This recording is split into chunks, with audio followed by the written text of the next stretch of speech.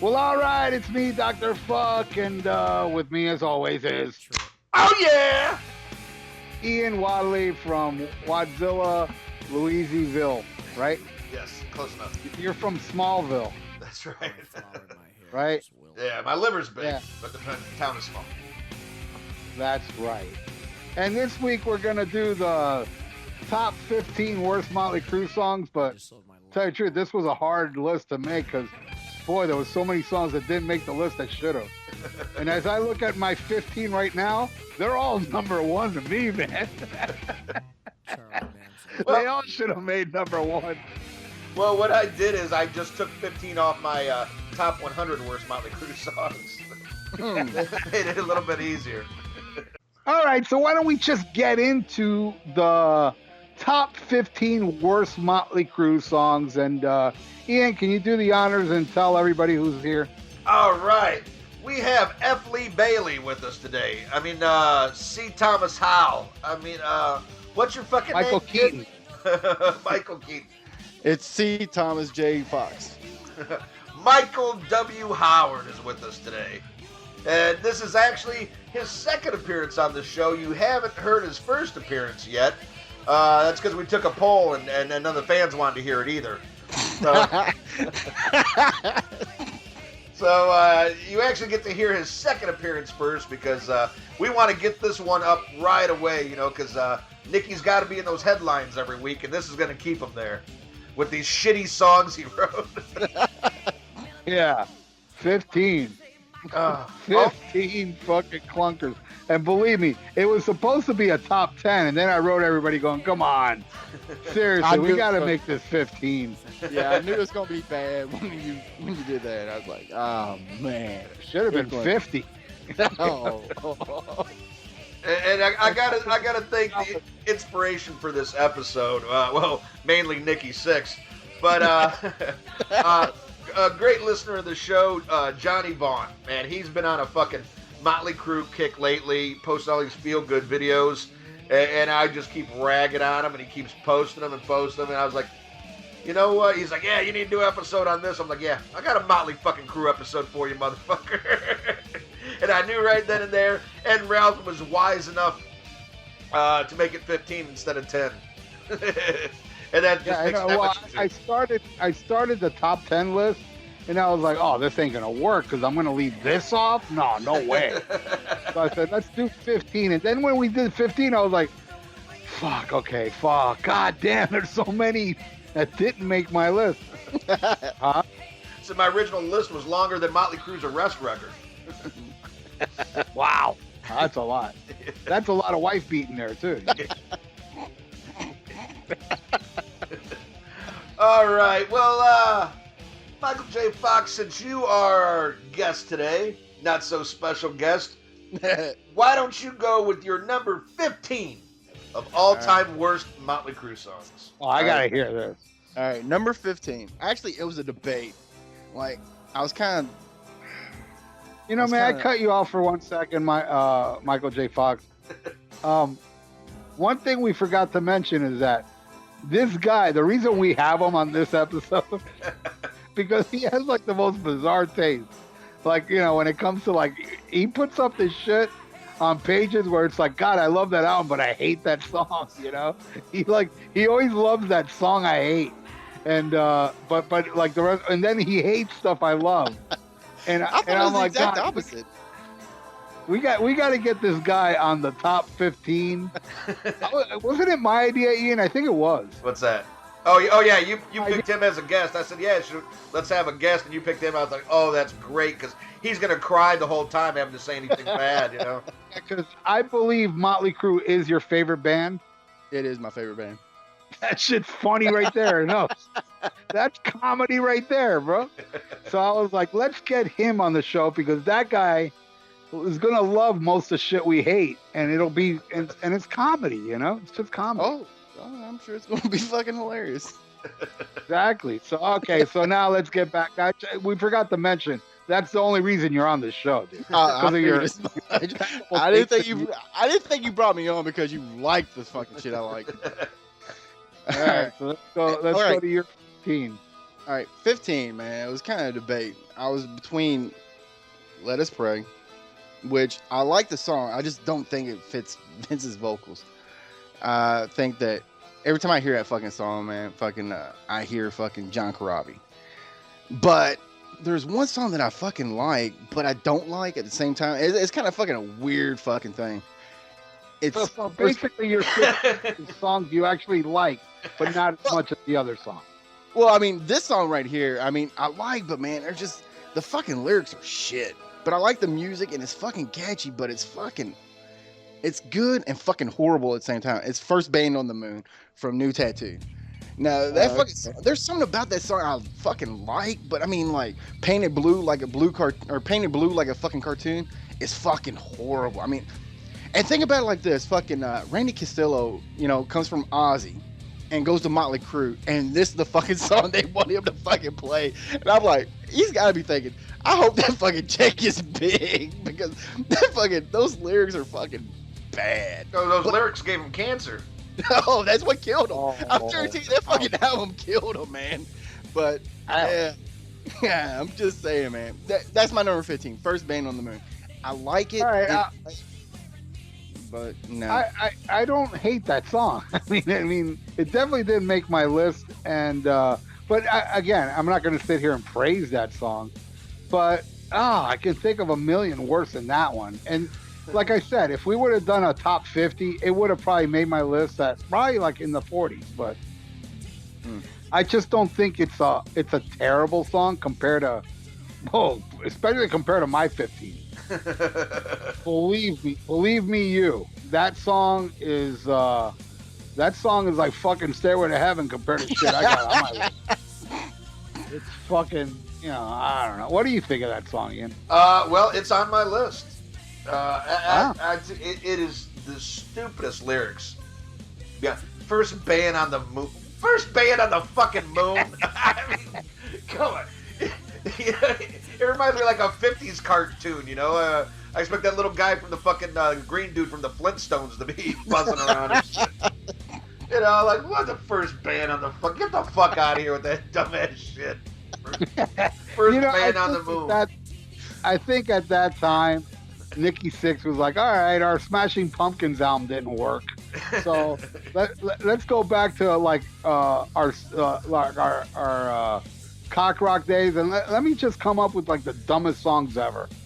And believe me, that one is kind of like Bon Scott compared to lyrics of another tune on that album that made my list. Believe me, you. But no, I agree though. First Band on the Moon. Now that I think about it, yeah. First Band on the Moon. The pinga. Okay. Oh, man. By the way, everybody that's listening, I keep having to explain myself. People put up shit and I say plata, and people are like, what is that? Plata in Spanish means platter, but we, what we say is platter of shit, plata de mierda, but, plata for short, So when I say plata, everybody out there taking score, I mean, this song's a platter of shit. Because, join our Facebook page. We have these little debates. Is it crap or is it classic rock or whatever? And, sometimes I answer with plata, which means it's a platter of shit. Like First Band on the Moon. Exactly. That's how I'm going to start responding to shit. When somebody posts some stupid shit, I'll be like, First Band on the Moon, man. Yeah, there you go. Yeah, that's yeah. First Band on the Moon is the Louisiana way of saying plata. Yeah. I want to get like a Vince Neil Teletubby emoji I can just put up. Means fucking First Band on the Moon. Well, I think about it, that should have made my list. First Band on the Moon. This is a title. Get the fuck out of here with this shit. Oh, I can tell this could be a fun episode. They're gonna let a bunch of fucking wife beaters on a rocket ship. Seriously.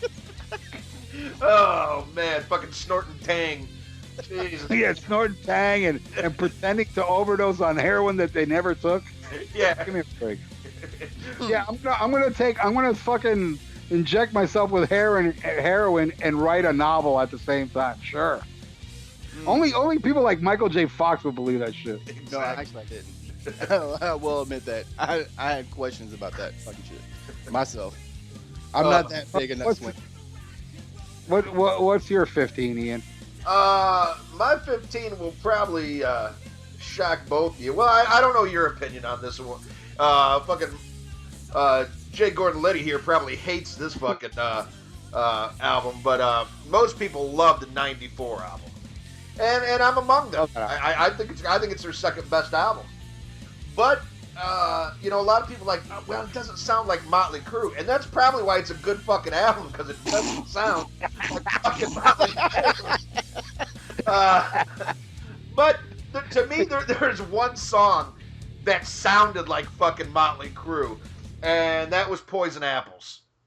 And to me, it sticks out like a sore thumb because it sounds like fucking Motley Crue. It's like, oh, this shit. To me, it's stupid. Lyrically, and like, and they hate us, and we're fucking beautiful, and Mott the Hoople, and some stupid ass fucking Aerosmith horns and that shit. And yeah, to me, it's like, oh man, this should have been left off the fucking album, because there's so much shit on there that's absolutely incredible. But to me, that's not one of them. So my number 15 is Poison Apples. What do you think, Ralph? You know what, dude? Now I think about it, yeah, it's probably my least favorite on the album. I do like it, though. I like the song. I mean, I like every song on that album. But, yeah, if I was to pick my least favorite, it'd probably be that one. And I know a lot of people aren't going to agree with me on this either, Dropping Like Flies. Those two are kind of like, I mean, they're not bad songs, but I feel like the rest of the album is better. Yeah. But, yeah, Poison Apples is kind of like, yeah, you're right. If you listen to that whole album, that does sound closest to earlier Motley Crue, and the riff on Hammered reminds me a lot of Motley Crue too. Just the riff, though. The rest is fucking awesome. But the riff is awesome too. I mean, I like Motley Crue. I'm not a Motley Crue hater. I mean, I like something off every album till the last one that dominates my top 15. I mean, it's all over it, man. And it really hurts me that I left a couple of those songs off my 15. But there's some songs that I like even less than those, and believe me, that last album is so bad that I'd heard it like maybe twice back then. I was like, oh God, I can't. The first time I was like, oh, and then like a couple of weeks later, I go, oh, let me get another chance. I was like, oh, it's even torturous the second time. It's like, dude, you think the pain would have dulled by then? No. So then I heard it for the third time for this fucking this show. I heard it for the third time, and I'm like, oh my God, they all can make the list easily. I couldn't make it through one song all the way through. I tried today. There's not one I have. I'm like, okay, next. Yeah, I mean, I listened. What I did the last time though, yeah, I did it smart. I listened to it enough. Like I like a minute in, I go, okay, that's enough of this one. Yeah, you made the list. You know what I mean? But then, there was a couple of them I was like, yeah, you're fucking terrible, but this one from that other album is even worse. So, and oddly enough, my number one is not off that album. But I have a feeling all of us are going to agree, like just like the top 10 Kiss songs, the worst Kiss songs, we all agreed it was Read My Body. Yeah. I have a feeling we're all going to agree again this time on number. What do you think of that shitty song there, Michael? I don't even remember what fucking Poison Apples. What do you think, Michael Howard? Honestly, Poison Apples is actually my least favorite song on that album, especially since I like the bonus tracks that was on it, like Hypnotized, Baby Kills, and Living in the Note. Any one of those three could have done better than that. But I do love fucking Hammered, and I do love Dropping Like Flies. But Poison Apples is actually my least favorite song. If I was to skip a song off of fucking the 94 album, that would be the one. And if I could take that song, or any song off the album, and put one of the other three into it, I would have definitely I would lose Poison Apples. But I do like the song. Are you a fan of the 94 album, or is it too macho for you? Is it too... No, I love fucking 94 album. Oh, okay. Actually, yeah, I mean, when 94 came out, man, fucking, I was a big fan. Like, I was a big fan when Vince Neil came out with fucking Exposed. And me and... I do too, man. And fucking me and my buddy Chad Smith, who's actually on the Rock and Metal Combat podcast page. We got into it over my buddy Eric's house. because I was talking about how, you know, I was like, man, fucking Vince Neil's got this album out, because Exposed came out fucking at least 6 months before the '94 album came out, and I was like, this is a fucking good album. This is fucking Motley Crue, and this is in the fucking '90s, man, when fucking, you know, you had all this other fucking shit. Nirvana. I still don't get the fuck how people talk about fucking Nirvana like they're a good band, when I never once in my whole fucking life heard anybody talk about Nirvana being a good band or that grunge scene being good, with the exception of Alice in Chains, man. But Alice in Chains came out before, you know, the grunge hit. You know, Facelift was out before grunge, and that's a fucking metal album. And I don't give a fuck what anybody says. That was a straight out metal album when it came out. And fucking, I never heard anybody talking positive about any of these bands, with the exception of Soundgarden when Outshine came out. But nobody was talking about Black Hole Sun. Was like shitty, in my opinion. You know, I know there's people out there that fucking like that shit, but you're talking about when Exposed came out, that shit fucking sounded fucking, you know, like pure fucking rock. And then when this album was getting ready to come out, I was expecting it, I was waiting for it, and me and Chad argued about it all fucking night over at my buddy Eric's house. And we was talking about how I was sitting there trying to tell him, like, look, we got this album, and then Motley Crue's gonna come out with an album, because I already heard who the singer was, because I'd never heard of him before. And when they said it was the lead singer of the Scream, I went out and got that CD, and I was like, okay, this dude fucking sounds good. Now maybe he could make it, because that fucking Let It Scream album was fucking killer, man. And I was like, if Motley Crue sounds like this, it is gonna be fucking badass. And we argued the whole night, man, and fucking. But I love the fucking '94. Yes, I love the fucking '94 album. I think it's fucking exceptional, and I love fucking Exposed. And honestly, I really wish that Motley Crue would have stayed with John Corabi, and Vince Neil would have stayed with, you know, his own band, because they put out Vince Neil put out 2 solid albums on his own, and Motley Crue put out 1 album that was really fucking phenomenal, and then they brought him back, and it's going to be talked about on the list. I wish all of them would go on. I wish they'd all go on a fucking beer run with Vince Neil. Ow. Damn, you're brutal today. Yowzers. I'm fucking hungover, man. I'm hurt. No shit, man. You're fucking mean. Yeah. Funny's funny. Comedy's pretty. It's good. I did see the Scream, by the way. I saw them before he was even, you know, thought of. What'd you think of him? I loved them. I had that CD before,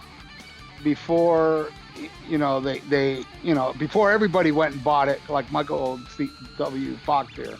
I saw them at the Button South, but for the life of me, I can't remember who they opened for. I think they opened for Trouble, but I could be wrong.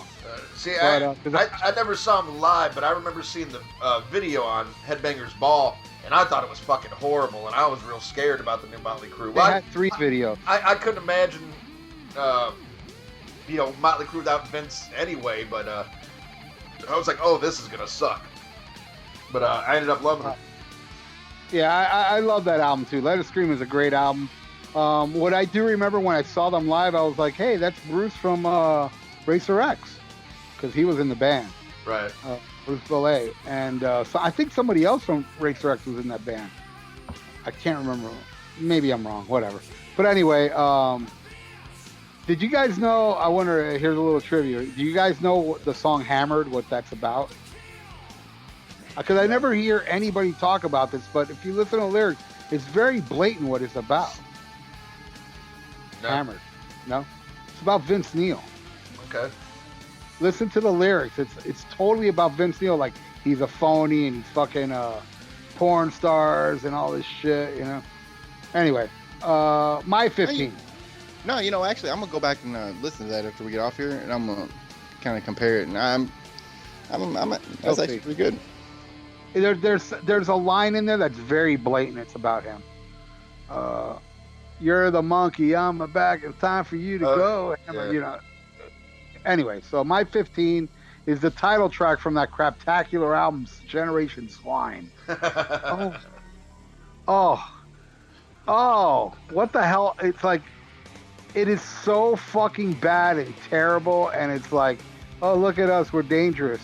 But they were nothing but like, what they were then, you know what they were back then? They were the Pamela Anderson band. Let's face it. Oh yeah. That's the only way Motley Crue got headlines at that time was because of Pamela Anderson. You know, because during '94 he was dating Bobby Brown. You know, the guy that was married to fucking Whitney Houston. Jane Lynn. Oh. But that didn't really grab the headlines, you know, because, you know, this world's homophobic. But when he started seeing this, like, you know, who was, like, really on top of her game, they were just fucking huge. And then they released this fucking album, Generation Swine, which I went out and bought when it first came out because I was like, all right, you know.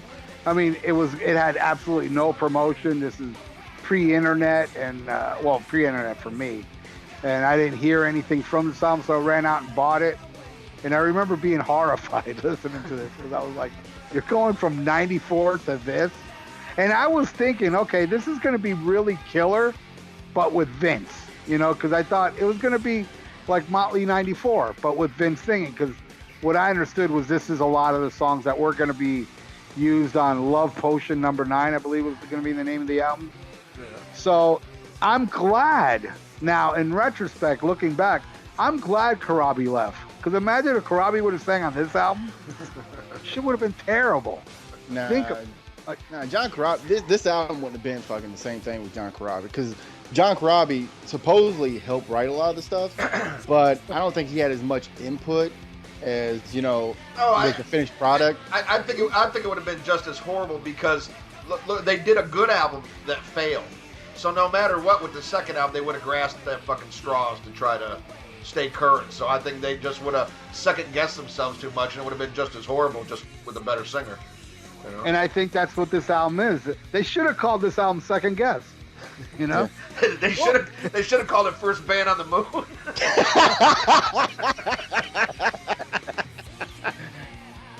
No, John, concept album. First Band on the Moon started with Rocket Ship. John Robb actually said in the Dirt that whenever he was trying to record, like when he was recording the '94 album, everything he fucking did was fucking great. It was right on. But whenever they was trying to do the second album, that they was wanting them to sing like Pantera. They was wanting them to sing like, you know, all these other fucking vocalists. And they was just like pushing like, no, try to sound more like this. Try to sound more like that. So it's possible it could have been as shitty. But I think if he had a stronger writing on the album, like lyrically, it wouldn't have been. I mean, this album is, I mean, I'm not trying to give away the rest of my fucking list, but this album is fucking shit. Yeah. What, Generation Swine? Yeah. Damn, I think I made a mistake asking this guy to show up on the show. I thought you were going to be a little more stupid. No, I'm sorry. Yeah. Well, hold on a second. Yeah, we haven't got to the rest of his list. Yeah. Oh, yeah, I still got half true. a fifth left, so I mean, I could probably, you know, get fucking stupid. Plus, wait till he hears some of ours. He'll probably start crying. And fucking head explodes. Ugh. All right, well, what do you think of the song Generation Swine? I think it sucks. It's on my list as well. Absolute crap. This is them just grasping at straws, man. Trying to stay current and really, they have no idea about the alternative scene. Like they couldn't write that shit if they tried. And this is a perfect example. They tried, couldn't do it. You know, it's man, it's terrible. But you know, it's like a lot of other Motley Crue to me. You know, but it's really. This one is really bad. What do you think, C. Thomas? Oh, it's horrible. I mean, it didn't make my list, but it is really. It didn't make your list. It didn't make my list, but it's pretty bad, you know. I mean, but I mean, it's not a song. I mean, I can listen to it. It's not a song that, you know, is so fucking terrible that I'll skip it. You know, I can listen to it because I do like the music to it. It's just one of them fucking songs I just don't like. It's not Vince's. It's, you know, what Vince sings. That's not it. You know, I mean, so, but it's not a great song. It's not 15 worthy, but it's really not. It's not Vince. It's not Vince Neil. I take it. Alternative didn't go over too good in Kentucky, did it? No, it didn't. Alternative in Kentucky is fucking your second cousin. Third cousin. Well, W.C. Fields, what do you think of 14? 14? 14, I got Yeah, what's Shout your 97. 14? Shout 97. Oh, okay. That's on my Shout, list as well, actually. Shout 97, man. It's the same thing with Home Sweet Home on fucking Decade of Decadence. They didn't need it. There was a better song they had as a demo with Kiss the Sky that they could have put on there. Kiss the Sky would have been probably my favorite, well, my second favorite song off of I think Karabi had a lot to do with that song. yeah, and that was a good fucking song. Vince sounds good on it. You know what I mean? It would have been a great fucking song, but Shout 97. Wasn't Kiss the Sky turned into like Confessions or something like that? No. Well, I don't think they sound the same. No, because Kiss the Sky or Confessions is like a ballad. And actually, Confessions is my favorite song off the album. I mean, that is a great fucking song. I like Wreck Me. Yeah, that was another good song that was a fucking demo that was on that fucking album. Yeah, it should have been on the album. It's better than every song on that album except for one. Yeah. You know what I like? I like other bands. Yeah. That don't go to the moon. But no, I mean, they didn't need. They didn't really need Shout 97. I mean, they didn't need to make another fucking Shout at the Dough. I mean, they didn't need to make another Home Sweet Home. You know, I mean, Home Sweet Home isn't one of my favorite, Motley Crue songs, but, it didn't get improved with Decade of Decadence. You know what I'm saying? They didn't improve, Shout at the Devil in 97. They just put a little fucking beat at the beginning of it that fucking sounded, like 9 Inch Nails, and they're like, okay, this is, shouting. It was just a waste of time. It was really a huge waste of time. And I've listened to it, I listened to it, doing this podcast, and I'm like, why? I mean, for real. I mean, what's the sense in it? I mean, it doesn't improve none. And it just, I'd rather listen to the original. If I'm going to listen to Shout at the Devil, I want to listen to Shout at the Devil, not Shout 97. And Shout 97 sounds fucking horrible, too. That's a fucking shit. We're going to call this Shout 97. Yeah. It like dates it, too. Especially because of the time. Because at that time, they were trying to be, I guess Korn was becoming big, and the new metal started to peak its head, and they were trying to jump on that as well.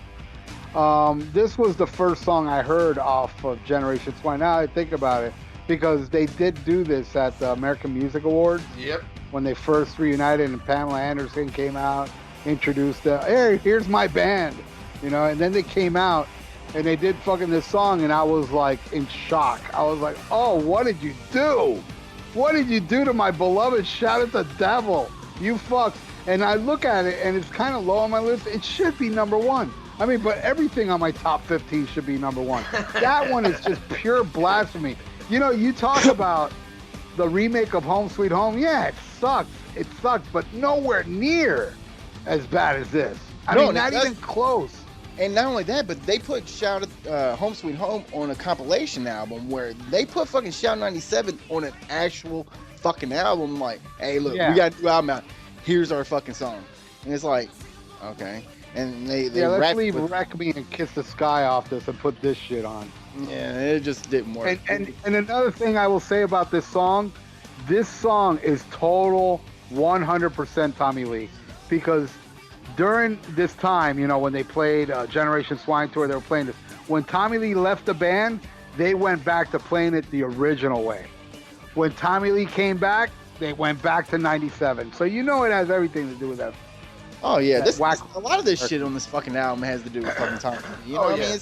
It's basically like, hey Tommy, look, we'll do whatever we need to do to cater to you, because we want to bring Vince back, and that's why this fucking album failed. Well, Tommy Lee just doesn't like Motley Crue music, and I agree with him there. But he really, his heart's not in it. I mean, you can tell when Vince makes a fucking album, it sounds like shitty Motley Crue.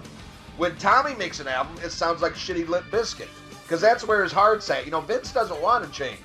Vince wants to do the same fucking schlock and fucking, but Tommy's not in there, and he wanted to change because he cares more about being cool, man. Whatever's hip, he is like the fucking, he's like a fucking hepatitis C Dick Clark.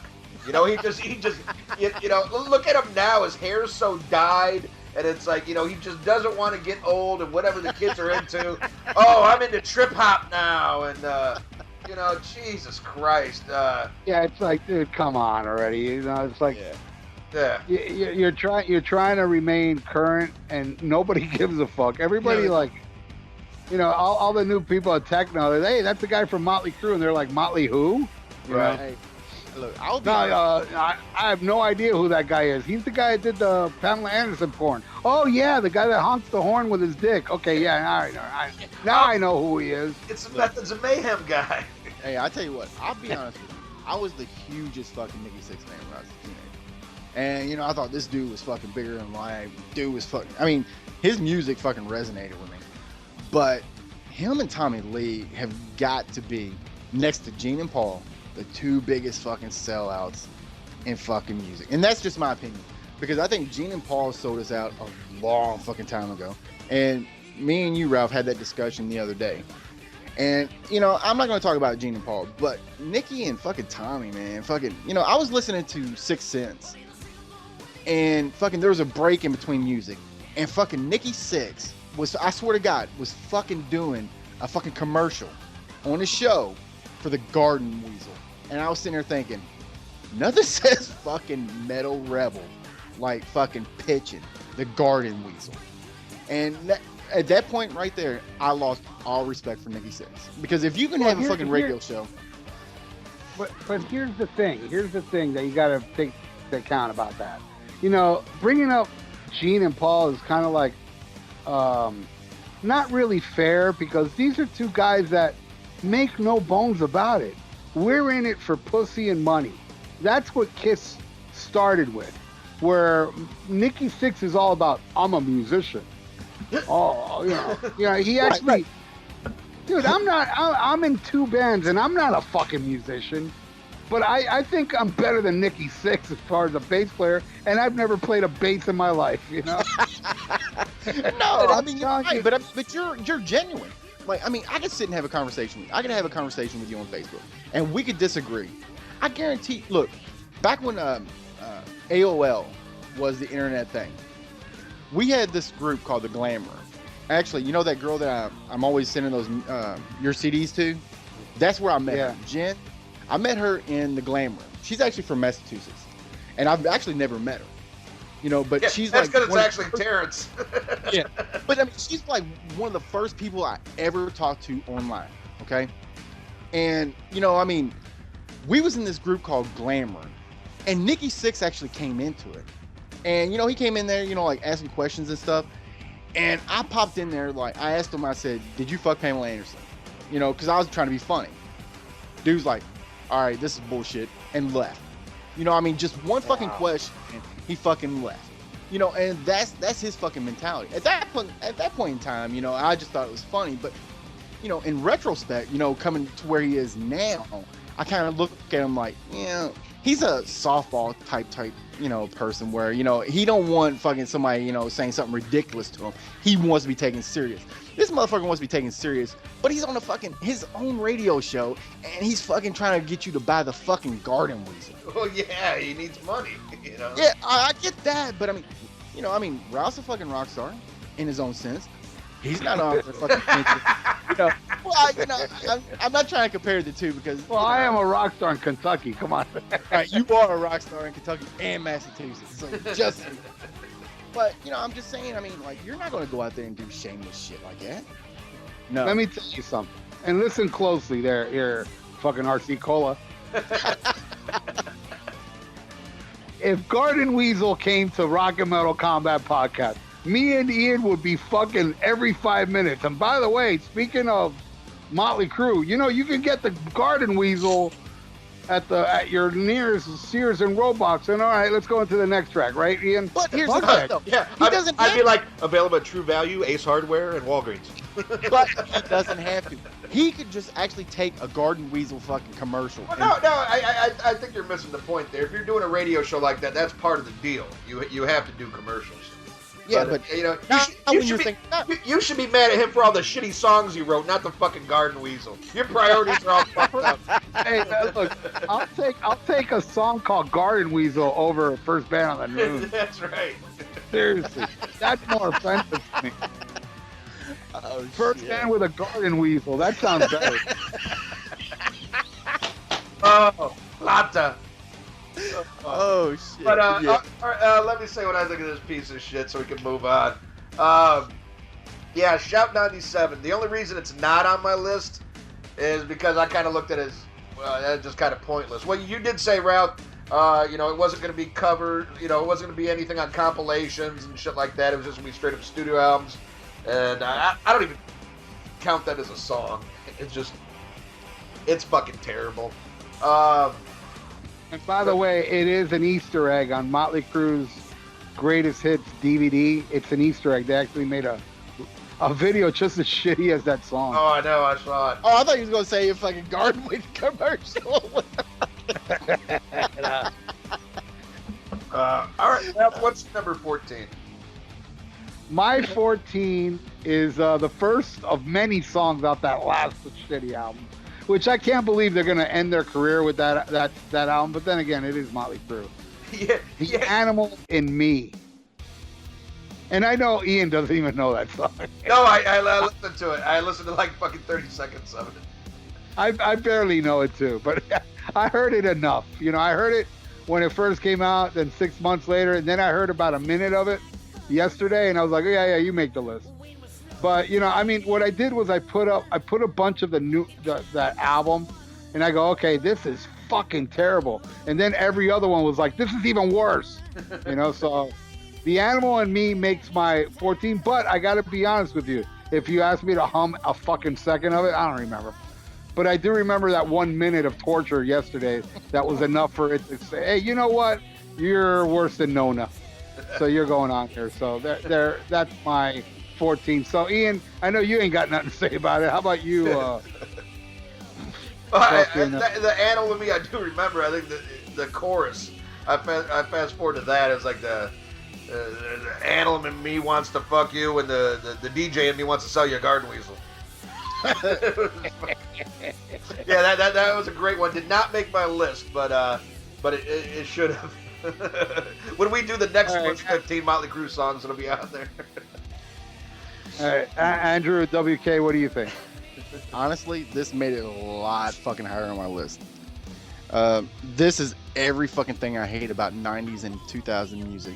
I mean, I don't know if you want me to say everything about it, but this is like, honestly, this is very high on my list. I fucking hate this song. This sounds so current, and I hate current fucking music that I just sat through it, and it's like, sounds like fucking Nickelback and fucking Three Doors Down to me. That's the type of fucking sound. And you don't like that shit? You don't like that? Okay, good. No. Well, not at all. Might be hope. I'm surprised. Yeah, me too. Honestly, I figured that'd be right up your fucking bowling alley. No, I like fucking cheese. I don't like fucking whatever that shit is. No, that made it very high on my fucking list, and I don't like it. And all right. Okay. Well, my number 14 was already mentioned, and it was the Plata. That is first band on the moon. So and we already discussed that. So let's go. All right. And MC Hammer, what's your 14? 13 is She Needs Rock and Roll. I don't like that song. Oh yeah, that one's. I liked it. You know what? That would have been 16 on my list. That one's so bad. It was really bad. I liked it originally when it was called All in the Name of Rock and Roll. They did it a lot better. You liked that? I already know fucking that's gonna be on your list, and I'm not even worried about that. But that song right there, I like. All it is a fucking cheap knockoff and a really bad knockoff of All in the Name of Rock and Roll. And it's just a shit fucking song. And it was the first song that came out on that new Tattoo album, and they fucking, when they promoted it, I was like, really? This is what the next fucking... Because I already was disappointed with the fucking Generation Swine, and they brought this song out, and I was like...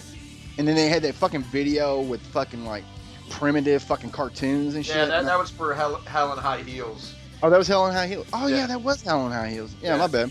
I got the two shitty songs mixed up. My bad. But, Well, they use the same lyrics on Beauty. HIV VIP. Yeah, they did too, man. Like, yeah, I was mentioning that. But I did like. Is there any band that ever ripped off their own lyrics? No, no. I tell you what, honestly, fucking Motley Crue fucking ripped out a lot of their own fucking songs, and they did it fucking poorly. Yeah, if Nikki Sixx would have paid attention to his heroin diaries, he would have realized he already used that. Heroin diaries. Get the fuck out of here. First bang on the moon in your fucking heroin diaries. Oh, fuck out of here. Fuck. Yeah, I'm shooting up smack, and I'm writing a diary at the same time. Sure, yeah, sure. Yeah, that happened. Yeah, that's what I do, you know.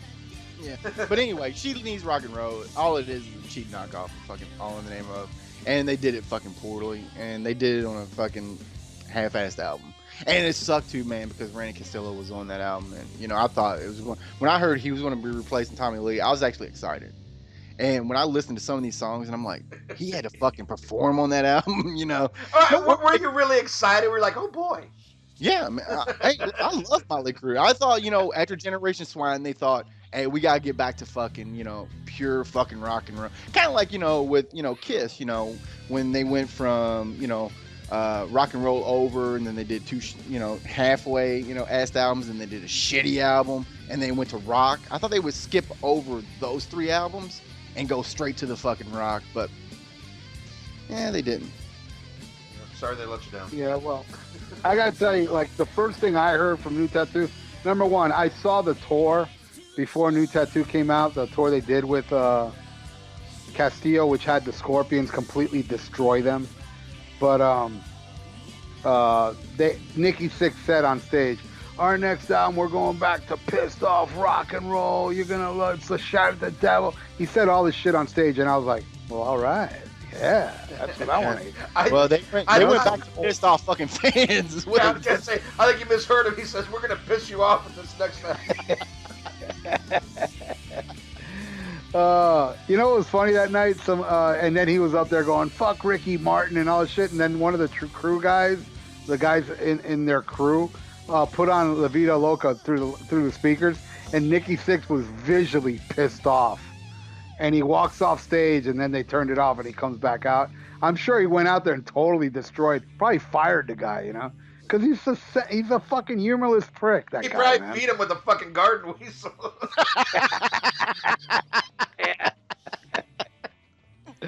Available at Walgreens, True Value, Base Hardware.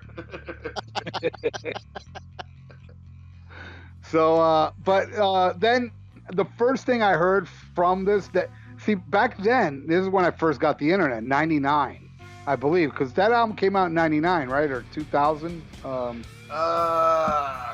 me check here. Well, I do remember I first got... Yeah, 2000. It was in All right, 2000. I'd already had the internet by 99. All right, I had the internet in 99. I got it actually the Christmas of 98, so technically 99. And I do remember when they first started demoing this album, they were giving them away for free on the Motley Crue website. And one of the demos was a song called Time Bomb that never made the album. That was pretty good. I mean, not great, but it was all right, you know. And I was like, oh, okay. I mean, this sounds promising. It's not like what I was expecting to hear. Like, it's not Shout at the Devil, but it's promising. And then the next, I shit you not, the next demo they put out was First Band on the Moon. That was the next demo. I was like, oh, I hope this don't make the album. And then the next one was Porn Star or something. Wasn't there a song called Porn? Yes. Which did make my list, which shows you, man, how hard, you know, it should have been a top 50. But but then again, it'd be like a 10-part episode. But then I heard this album, and I do remember, because I went through this album the other day, like, you know, because there's songs I do remember. I didn't have to sit through again, but that one I didn't remember at all. She Wants Rock and Roll, whatever. I was like, oh, I remember this one. I put it on, I was like, oh yeah, this makes my list. But then I put on Saint Los Angeles, and it nudged it out. But yeah, it's total craptacular, and that is your 13. How about your 13, Ian? Well, I'm just gonna say, I don't think that's a good song either. But I do think that's one of the better Motley Crue albums, and that's why You can tell I don't really care for Motley Crue all that much, but Yeah, that album's terrible, though it does have its moments. But I'll tell you this though, man. If you didn't know that it was Randy Castillo on there, it sounds no different than me. I mean, I like Randy as a drummer, but it's like, I don't know. You know how I am with this Tommy Lee fucking praise. It sounds like every other Motley Crue record to me, man. I don't. Oh man, it's missing that Tommy Lee factor. No, it's the same old fucking shit. But my 13. Oh my god, you guys are really getting me here because my 13 was Generation Swine. And okay. So we already talked about that. Let's go to my number 12 then. Well, wait, I got a 13. Oh, we didn't do your 13? Okay. No, my 13 is off of New Tattoo, and holy fuck, dude! Just the title itself. it's just treat me like the dog I am. Oh. Oh. I remember when I actually bought the CD because I was like, all right, let's hear this shit. It looks kind of like a Shot at the Devil, the cover. It's black with a little circle. But, maybe it's good. And I remember after Hell on High Heels, that was pretty cringeworthy. Going into this song, and that's when I was like, oh, fuck these guys. But I remember looking at the title, Treat Me Like the Dog I Am, thinking to myself, are you really serious? Are you actually, dude, this shit makes Gene Simmons cringe. I mean, treat me like the dog I am. And then I listened to the song, I was like, well, at least the music fits the title. This fucking song sucks, dude. It's terrible. And I knew this was gonna make your list because I remember you actually saying something about it on the fucking Rock and Metal Combat podcast page. Did I? Yeah. Yeah, just it might be. Think about it. Like, let you guys. I mean, other than First Band on the Moon, is there a worse title than Treat Me Like a Dog I Am? No, it's a bad title. I don't think First Band on the Moon is even that bad. No, it's not really. But I mean, it is a fucking horrible lyric. So. Everybody, let this sink in. Treat me like the dog I am. See, here's the thing that bothers me about that. I love to hear that come out of a girl's mouth. In private, in my house, that's hot. But hear Nikki Sixx write this and hear Vince sing it, it's like, please put on some fucking Ram It Down for me, so I can hear like some gay guy sing about ramming a cock down his throat because it's less gay. Number 13, unlucky 13, and it may and on top of that, look how low it is on my list. Man, it should be number 1, but it's 13. I actually don't mind this song. I think for Motley Crue, it's an all right song. And by the way, that should segue into our sponsor. Ian enjoys Rolling Rock beer a lot. Rolling Rock, available across the street at Rouse's. Get some today. Exactly. All right, so okay, 13. Who's next? Oh, well, what do you think of this song? C. Thomas Howell? I really like this song. I ain't gonna lie, I love this fucking song, man. It was actually one of the first. Wait, you love it? Actually I do.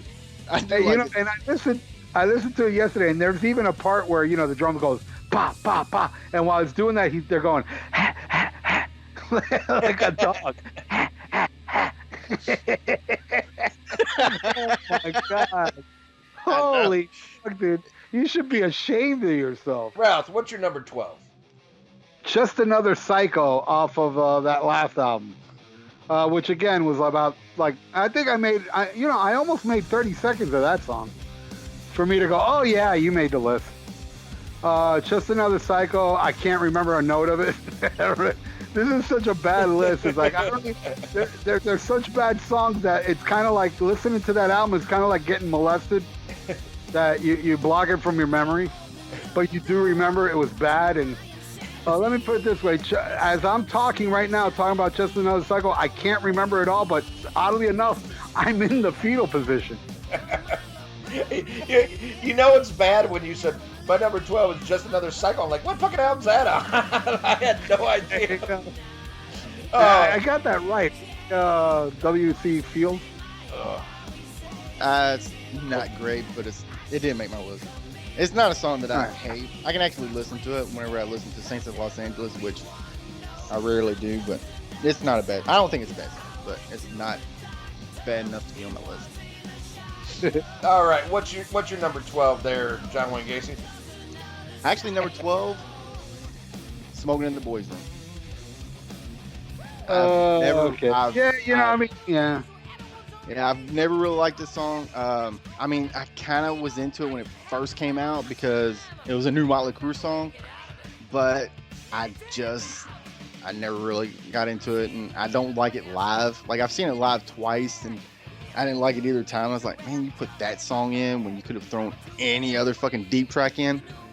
But yeah, Smoking in the Boys' Room. It don't do nothing for me. I think it's fucking horrible. I like the video with the sound down better than I do the fucking song itself. So What's a fucking deep track you want to hear? Fucking First Band on the Moon? Confession. I wouldn't mind hearing. Oh, God, yeah. Oh, Jesus Christ, yeah. Just another cycle?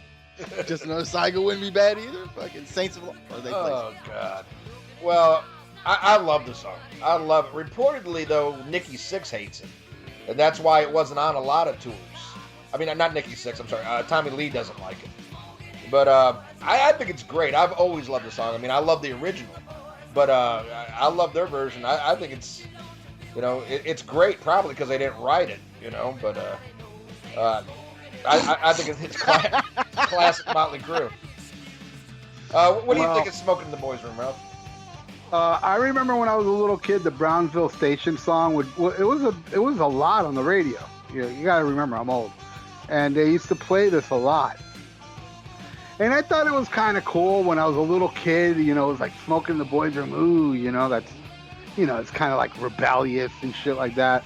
But by the time Theater of Pain came out, I was, what was that, 85? So I was 20. Yeah. And I remember when it came out, I remember, and I still have it to this day, and it's probably online, because I used to like record everything MTV did, and when they were recording, there's actual news footage of them making the video. Oh, Motley Crue just finished doing their video for Smoking in the Boys' Room. I was like, oh, they're covering that song? And I thought it was like, okay, that's not a bad idea. And then when I saw the video and I heard the song, I was like, what the fuck am I watching? From Shout at the Devil to this? It was like, I mean, I know both of you guys are young and you don't really understand the magnitude. Like, you would understand it if I was to say, hey, and Justice for All to the Black Album. Well, at least Ian. I don't know about you. I'm 44. But anyway, huh? I'm 44. Oh, you're 44? Yeah, actually, I thought you were. I you were bought Shout 16. No, when I was 14. No, when I was 12. On my 12th birthday, it was in 1984. I actually bought the 4 albums I bought on my birthday, my birthday money. And funny enough was On Through the Night by Def Leppard, Motley Crue Shout at the Devil, White Feathers by Kaja Gugu, and Pipes of Peace by Paul McCartney. All right, cool. 3 out of 4. Yeah. Anyway, so Which one did you like? Gugu? Kaja Gugu. Is that the one with Too Shy Shy? Yeah. I was kind of shocked, George Lynch was in that band. Yeah, it looked like I didn't know George Lynch can sing, Anyway, so what do you call, Theater of Pain was a big fucking blow to me. And me, I love shitty videos. That video I just fucking hated for so many different reasons. Yeah, like the main character was just some short hair, yuppie looking punk. Then you had the guy from Hills Have Eyes being nothing but stupid with a stupid wig on. And, the beginning, the only thing cool about it was the beginning with that fucking dog with the pentagram. I was like, and then you hear, oh. I was like, yeah, you see, now this could go into like Bastards, But a dog But then really after that- did eat my homework. Yeah, I know, yeah. To the office. Like I said, I love bad videos. So, I loved Too Young to Fall in Love. I loved that video with the fake karate fighting and She Looks That Kill. I loved that shit. It was dark and with the pentagrams and the fire and you know, the Road Warrior look. Then all of a sudden it's like, hey, look, Steven Tyler on bass, you know, and fucking Samantha Fox on vocals, you know. Yeah, and that's funny too because like since you brought it up, Too Young to Fall in Love. That's actually how I came to where I started really liking Motley Crue. I seen that video. I love the Road Warrior, and that song just resonated with me. And it was just like one of those songs that like pulled me into it. And that's the reason why. Well, I seen Shout at the Devil before that, and I actually got the album because I got the album on my birthday, and I think Too Fast for Love came out way before that, or way after that, or not long after that. That I got it, and then I didn't really listen to the album.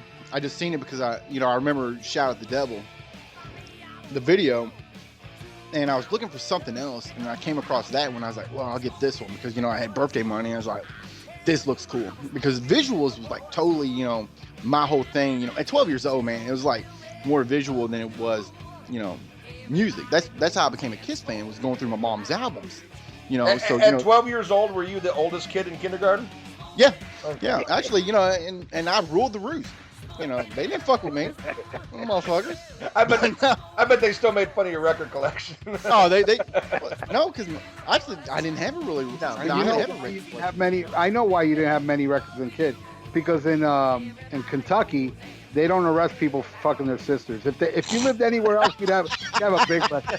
You'd have a big record collection. Okay. Yeah, in fact, it's encouraged. Big record collection, let me tell you. You don't get no government cheese, boy, until you finish with your sister. Oh shit. Anyway, all right. So I don't know whose turn is it? All right, I'll take my number 12. And it's off a new tattoo, Porno Star. Yeah. Oh my God. The chorus, that nya nya nya nya. It's, oh my God, it's so fucking annoying. Only Nikki Sixx could write something this fucking shitty. No, you're wrong. Refresh my memory. Isn't it like little girls singing in that song? Yeah. Oh no, God. There's one other person that wrote a song just as fucking bad as that. Yeah, but even Bret Michaels made fun of Porn Star. He's like, this shit's terrible. No, I'm talking about fucking whoever wrote fucking Spanked on fucking the 91 fucking For Unlawful Carnal Knowledge. That's what that fucking song reminds me of. Like, yeah. Oh yeah, Porno Star, horrible, but typical Motley Crue. What do you think, Ralph? Oh man, terrible. And that was like one of the first demos I heard too. And I was thinking, well, some of these songs may not make the album, and I'm sure this one won't. And it did. And then, like, the only demo I liked was Time Bomb, and that didn't make the album. But Porn Star did, and First Man on the Moon did, and it's terrible. It's fucking. And yeah, now I didn't listen to it the other day. I did listen to She's Rock and Roll and a couple other ones I just don't remember, but I did kind of remember that. But now I was thinking, man, were there little girls singing on that? What kind of fucking mentality? You're gonna put little girls on a song called Porn Star? Seriously. What's even worse than that to me is like Girls, Girls, Girls. It's like the Pointer Sisters are on every fucking song on Girls, Girls, Girls singing background and shit. Yeah. I fucking hate that shit. And you know what? And it's amazing. Girls, Girls, Girls didn't make my list. You know what, man? I'm going to eliminate one of the songs on here because Girls, Girls, Girls definitely has to make my top 15 because that, I can't believe I didn't fucking add that one. That song, dude, let me just say it right now. Let's take off Just Another Cycle. And I'm, so that way I don't have to take anything. Girls, Girls, Girls. And that song annoys the living piss out of me. Even the first time I heard it. And that's, dude, that's like one of the most played Motley Crue songs ever on the radio, everywhere. Strip clubs, whatever. What a fucking terrible fucking song. Girls, Girls, Girls. What do you think of Porn Star, Mike? That made it way, way higher on my list. That's it was shitty when fucking Van Halen did it with Spanked. It was fucking even worse when fucking Motley Crue did it on New Tattoo. Oh yeah, terrible. It didn't make my list, believe it or not, but it's terrible. It is terrible. No, it made my list. It's fucking bad. All right, JFK, what's your number 12? Yeah. Number 12. I already did 12. It's 11. Oh, Okay. 11 is Glitter from Generation Swine. That one song I never got. I don't understand why. I've seen that fucking song every single fucking Motley Crue has performed that song ever since fucking the Generation Swine tour. I've seen it on every fucking tour. The only time that I actually enjoyed that song on tour, I don't like the fucking song itself. I like the music. The music ain't bad, but It's not. it's not Motley Crue though. I mean, if it was any other band, you know, like that fucking, you know, like ballady type, you know, I would kind of maybe like it, but I just don't dig it. And then they fucking play it every fucking tour. When I actually took my son to go see Motley Crue when he was 10. I took him to the Carnival of Sins tour, and I thought for sure by that time the fucking, you know, song was fucking dead in the water and they was done with it. They fucking brought out fucking acrobats. They had like 2 fucking women fucking, you know, like on stage, you know, doing twirls, like fucking coming down off of fucking like this fucking cloth and shit, fucking rolling down, then fucking rolling themselves back up. And I was like, now that's a cool visual, but that fucking song sucked. And Confessions is a much better song. I love fucking Confessions. I think Confessions is a fucking great fucking song. And they choose Glitter over fucking Confessions, which baffles me because that song just doesn't work. It doesn't work. It doesn't work live without the visuals. And they did it on the Motley Crue with Kiss tour. And you know, I mean, it wasn't, you know, like when they did the song, it wasn't bad because they had like this whole fucking background thing going. It wasn't as elaborate, you know, as Carnival of Sins, but it was still like visually, you know, attractive. But it just wasn't like that song. Just fucking, I don't know. I don't like the song. I don't like seeing it live in concert.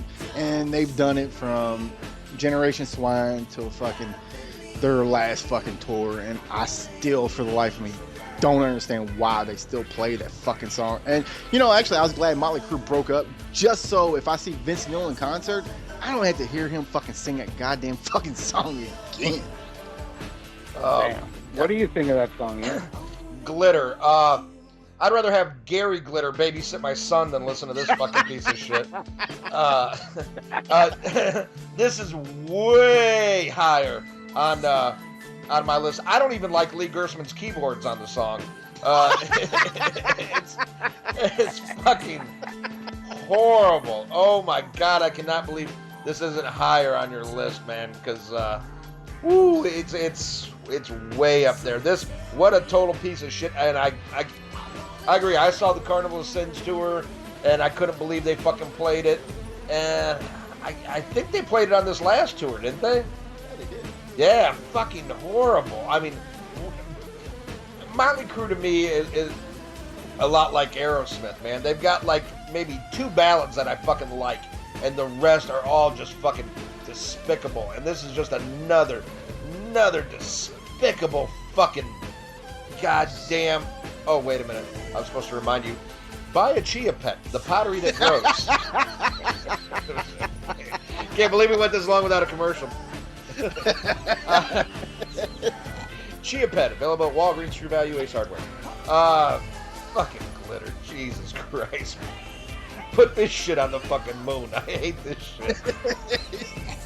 What do you think of Glitter, Ralph? Oh, wait a minute, you like this fucking... It. Oh, you fucking fag. I like this song, and yes, there are times when I listen to Glitter and I think to myself, why don't I love cock? But I do like the song for some reason. I don't know why, but there's, and I, you know, like I don't view it as a Motley Crue song. I don't view it as a, you know, I mean, I listen to music suggest. I'm not saying, you know, you guys are wrong, you know, but there's something about the song I really like. I think it's a nice little pretty ballad, and I like the little music, little glittery music going on. It's yeah, it's very gay, and it's very confusing. I find it is. Yeah, I admit it, but dude, there's a lot of ABBA songs that are very gay, and I like "So Tired" by Ozzy. I mean, there's a lot of things I like that are gay. Whoa, and Glitter is one of them. I love that fucking song. That is a great fucking song. That's. I'm surprised I still like music. You would figure by now my musical taste would have died of AIDS. You know. You know who really hates music? Nikki Sixx.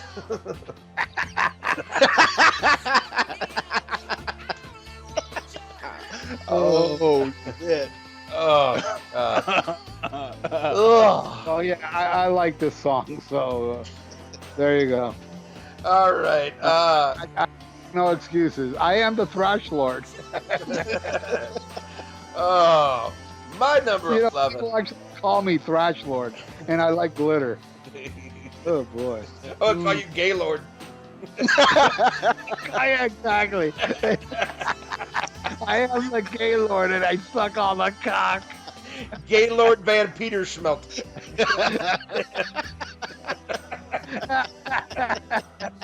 I am the Gaylord. Next time we perform that song live. We don't even play that song live anymore, but when we do, I'm gonna go up there and go, I am the Gaylord, and I'll suck your dick. All right, 11 is Shout 97, but I already talked about that. My 11 is off the horrible fucking Dr. Feelgood album. And it is called Rattlesnake Shake. Oh my! What a shitty song. What a shitty song! Horrible, and I really hate those terrible Aerosmith horns. You know, after he does it, shake, shake, shake. You know, it's like shake your love.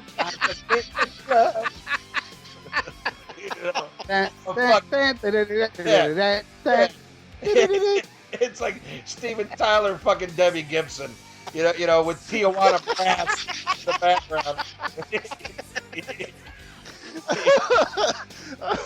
Oh shit! Every time I fucking shake your love, man, I think of fucking Bill Hicks, man. They fucking caught me off guard. And then I want to see a little mariachi guy come out, you know, play a like, hey Paco, more chips and salsa. Yeah, and keep those chimichangas coming. Fucking Rattlesnake Shake. Shake your love. Fuck you. Oh shit. First band. Fuck you. Oh, fuck, man. I love fucking that song, though, man. Oh. Terrible. The only thing that can clean this shit up is a sham wow. Buy one, I'll get one free. Tell him Nick sent you. God, fucking Rattlesnake. You think I'm done? But there's more!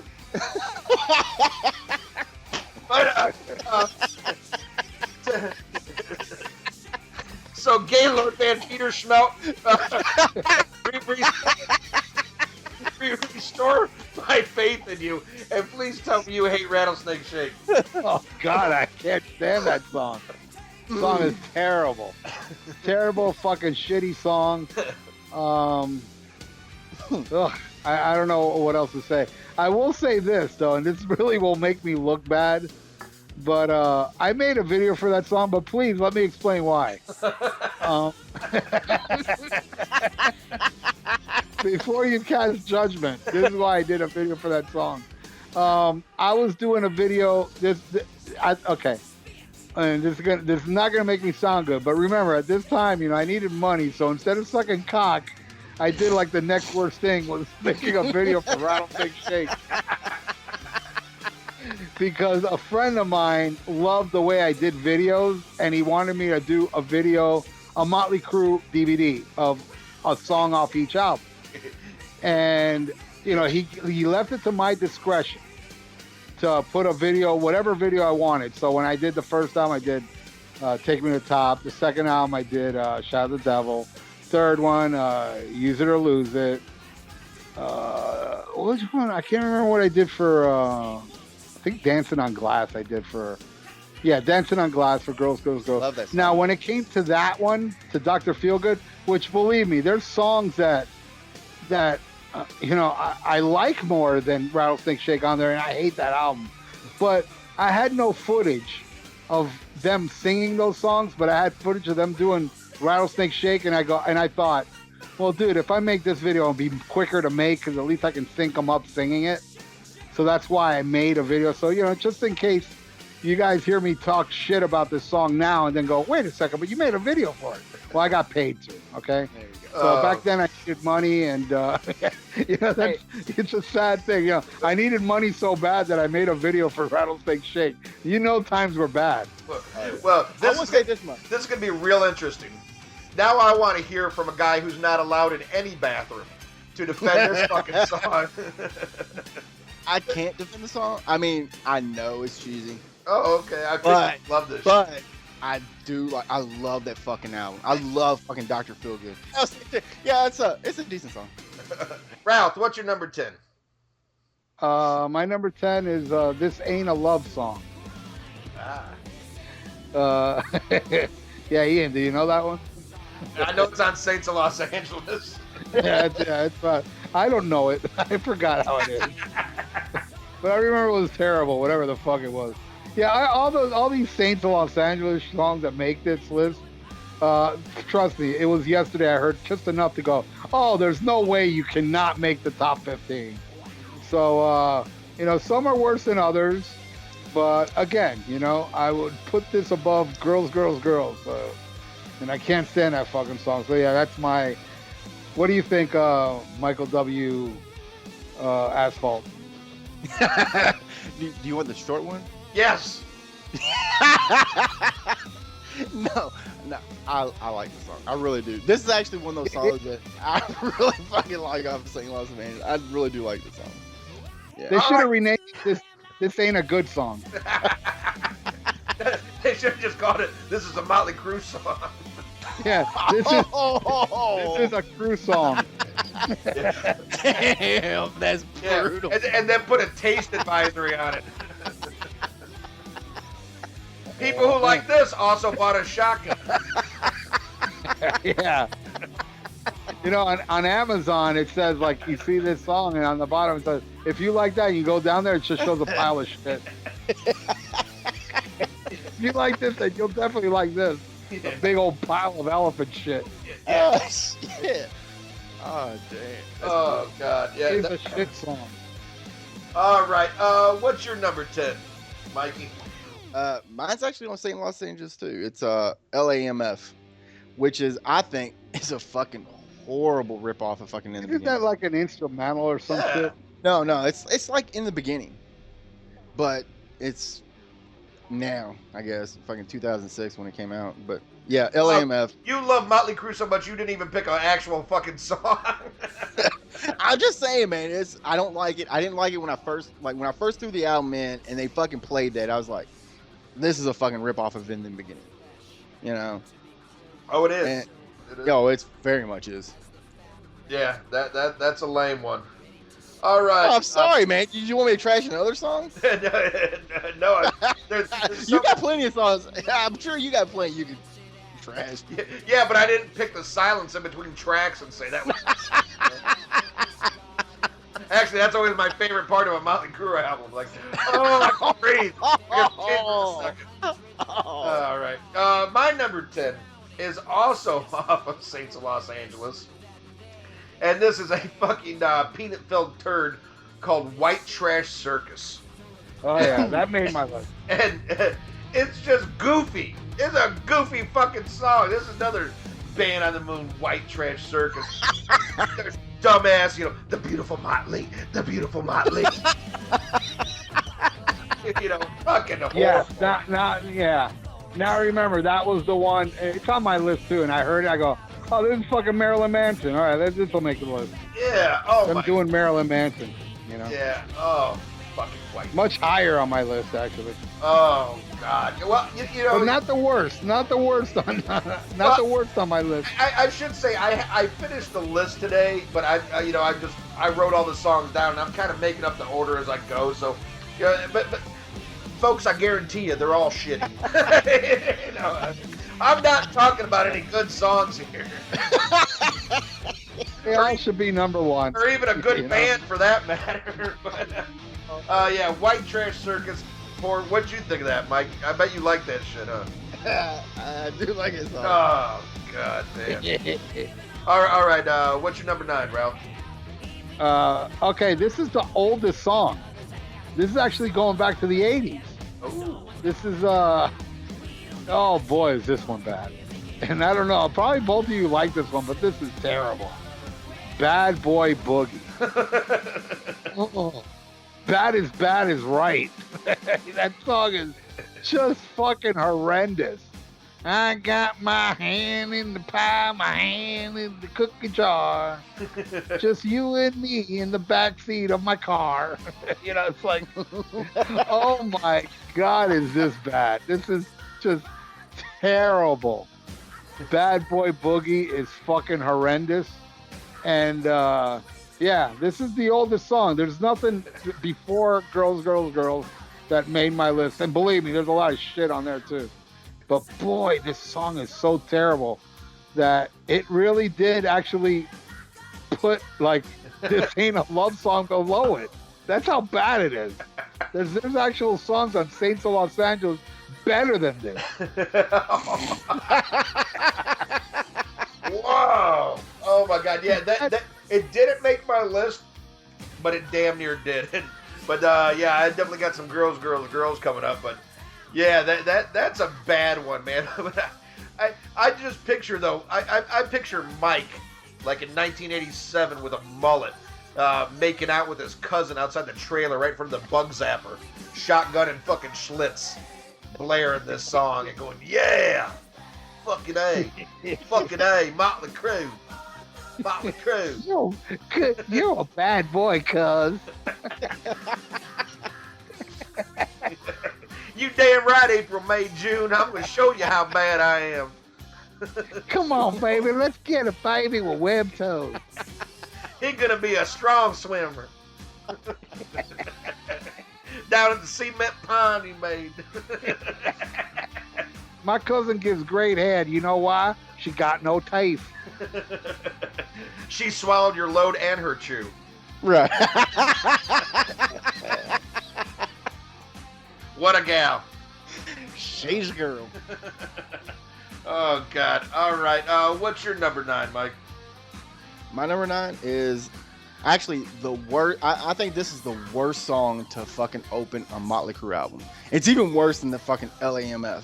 And that's Hell on Heels. That song I just don't fucking like. I didn't like it when it first came out. I don't like it now. I was listening to fucking the New Tattoo album, and when I put it first on, I was just like, God, that's fucking bad.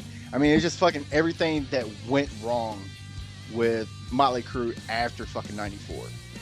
It's just, I don't like it. I don't like the fucking music. I don't like the lyrics. I don't even like the way fucking Vince sounds on that song. It's a fucking horrible song. And it's not even the fucking worst song off of fucking New Tattoo. That's the funny thing about it. But it's the worst Motley Crue song to open a fucking album out of all of them. And Motley Crue used to be pretty strong about opening a fucking album, you know, and that. They did? Yeah. Oh, okay. I thought so. All right, Ralph, what do you think of Hell on High Heels? Fucking terrible. That's the one where they actually borrowed lyrics from the previous album, Beauty, HIV, VIP. Yeah. And yeah, it was this lead single. And yeah, it was like, oh my God, this is the album Nicky promised was going to be a return to form. And he was right. But then again, yeah, I was about to say that. But then again, yeah, I guess it is a return to form if you're going to go with the Dr. Feelgood land, you know. Hey, if you thought the last album sucked, we're not going to change now. Exactly. I mean, but you know what, dude? As terrible as this is, New Tattoo's still better than Generation Swine and that last one. I think New Tattoo's better than Dr. Feelgood. Yeah, you know what? I would say there's the songs on there that I like them more than with the exception of the Dr. Feelgood. The only song I truly like on that album is the title track. Kickstart is okay, but I'm kind of burnt out on it. It's okay. But the rest is just fucking terrible. It's terrible. And yeah, and notice I haven't even talked about, and as I look at my list, look, this shows you how fucked up Motley Crue's discography is. As I look at my list, there's only one song from, no, there's two. There's actually two songs from Dr. Feelgood on this list, but that shows you how many horrible songs that, that are fucking worse than all these fucking terrible Dr. Feelgood songs. Dr. Feelgood is like, oh, it's just horrendous, man. You'd have to be like from Kentucky to get it. I love Dr. Feelgood. Oh God. So, Yeah. whose turn? Well, yeah, I was just gonna say I'm not a big fan of that song either. It didn't make my list, so that shows you how shitty these other songs are. But yeah, I see what you're saying there, Mike. I'm not gonna argue with you. It's not a good song. Not at all. Didn't make my list either, but yeah, it's fucking shit. It is shit. All right, my number 9 is off of Dr. Feelgood, and this is a very popular Motley Crue song that I cannot stand, never did care for it, and that is "Kickstart My Heart." I've never cared. I like 2.5 songs on Feel Good, and that's it. This one I just never understood, and I get so tired of I don't know, just it has that same fucking Mick Mars riff that's in so many fucking songs and stuff. It just all sounds the fucking same. And whoa, yeah, whoa, yeah, you know, fucking. It's like people will buy anything. I can't believe that album sold 6 million copies. Their only number 1 album. Oh God, yeah, that I believe. You know, oh man, it just fucking lame. And this was really, you know, and I'm not gonna lie. When I was a kid, man, I was all about Motley. I still to this day, I have every Motley Crue album. I have the box sets. I have everything. But man, it's just, you talk about shit that doesn't age well. And with every passing year, I just hate them a little bit more. Now, I still find them entertaining in concert. Hell, I saw the Farewell Tour twice, and it was an entertaining show. I mean, but man, I've never seen a band get as big as Motley Crue that is as shitty as Motley Crue. I mean, they are really like we all know as Kiss fans, man. We take a lot of shit. People, you know, there's a lot of people that fucking hate Kiss and make fun of their music, man. But man, Motley Crue makes Kiss look like fucking Led Zeppelin, dude. Oh. You know, Motley Crue's really fucking, you know, bad. And, you know, for Nicky to come out, you know, the other week he was bitching about the '94 album and, you know, and the horrible lyrics of John Corabi, and I've set a very high standard with my lyrics. What fucking song is that? That must be a whole unreleased catalog I never fucking heard. Oh God, yeah, you know, Mike likes to say, "Oh, this could be a poem. This is a heroin heroin haiku." You know, it's trash. It's poison without makeup. It is. It's fucking poison without makeup. God damn. And in fact, I think Bret Michaels is a better songwriter than fucking. Oh, damn. Oh no! Come on! Now you're talking stupid. I don't know. Well, aside from a metal masterpiece called "Shout at the Devil," which that is an all-time metal masterpiece, but it's like, you know what? That's when I think he was really doing heroin, because he probably don't remember doing that. You know, like, I don't know where that came from, because that's a fucking anomaly in their fucking career. You know, because nothing else can even comes close to fucking "Shout at the Devil" that they've ever done. I don't know, man. I think Motley Crue's worst songs equals Brett's best song. Oh God, yeah, but Kickstart. I'm sure you guys like it more than me, man. This is one that I never understood. What do you think of it, Ralph? As I said, it's like there's only 2 songs I like off Dr. Feelgood, the title track and this one. But this one, it hasn't aged well with me. But I mean, it was, you know what it is? It's that album is just so terrible that this song it sounds good compared to the rest of it, other than the title track. I don't love the song, but I don't know, man. It's just, it's like saying Naked City's the best on Unmasked. I get what you say. There you go. Yeah, that's a good way of. Yes, that's a great way of putting it. But you gotta admit, Naked City is way better than this. Oh hell yeah! But that's how bad Nikki Sixx is. Gene Simmons has better songs than Nikki Sixx. Of course, Gene Simmons is a great look.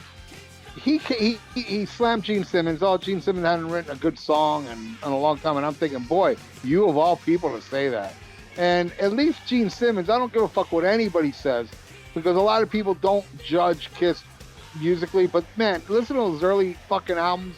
Gene Simmons is an amazing bass player. Yeah, I know. I was just gonna say, Gene can actually play bass. Nicky can't. And he not only can play bass, but can play some really tasty structures that, like Going Blind. Listen to Ladies Room, what he does on Ladies Room. Like, he does these little runs that are just so in the pocket, and it's so McCartney, you know? Right. And I think Gene Simmons, and on top of that, he could sing. You know, and you know, need I remind you, this motherfucker wrote like Larger Than Life and you know, Watching You, and I mean, come on, man. I mean, this guy just devours Nikki Sixx in every single way possible. For Nikki Sixx to say, "Oh, he hasn't written a good song in a long time." Yeah, well, what was the last good song you wrote, fucking Nikki? Last Band on the Moon. Yeah. Oh, and I was watching. I tell you, I was watching the Motley Crue documentary earlier, and I was just dying laughing. The story about guy told him if he had a bass, he could join the band. And Nicky goes and steals a guitar from a fucking guitar shop, and he brings it back. The guy's like, "This is a guitar." He's like, you know, like, "You dumb motherfucker! You don't even know what a fucking bass is." Idiot. So, I mean, I totally agree, Ralph. I mean, you know, as far as like bass playing, Gene Simmons got it. As far as songwriting, I mean, back in the day, Gene wrote some great fucking songs for Kiss. The only problem that I have like with that statement is like I don't know what fucking Gene's wrote since fucking Creatures of the Night, or even before Creatures of the Night. Honest with you, because I mean they always talk about how. Well, I mean they always talk about how you know he's. You know, they'll change one fucking line in a fucking song just to get a writing credit. So, I mean, anytime you see somebody's name attached to a fucking, you know, Paul or Gene song, I don't know if fucking they actually wrote it or they just changed the line just so they can get a writing credit to sing, you know, just to have their name on the album so it doesn't look like, you know, they're using other people's songs. Yeah, but every time Nikki Sixx puts his name on a song, everybody else takes theirs off.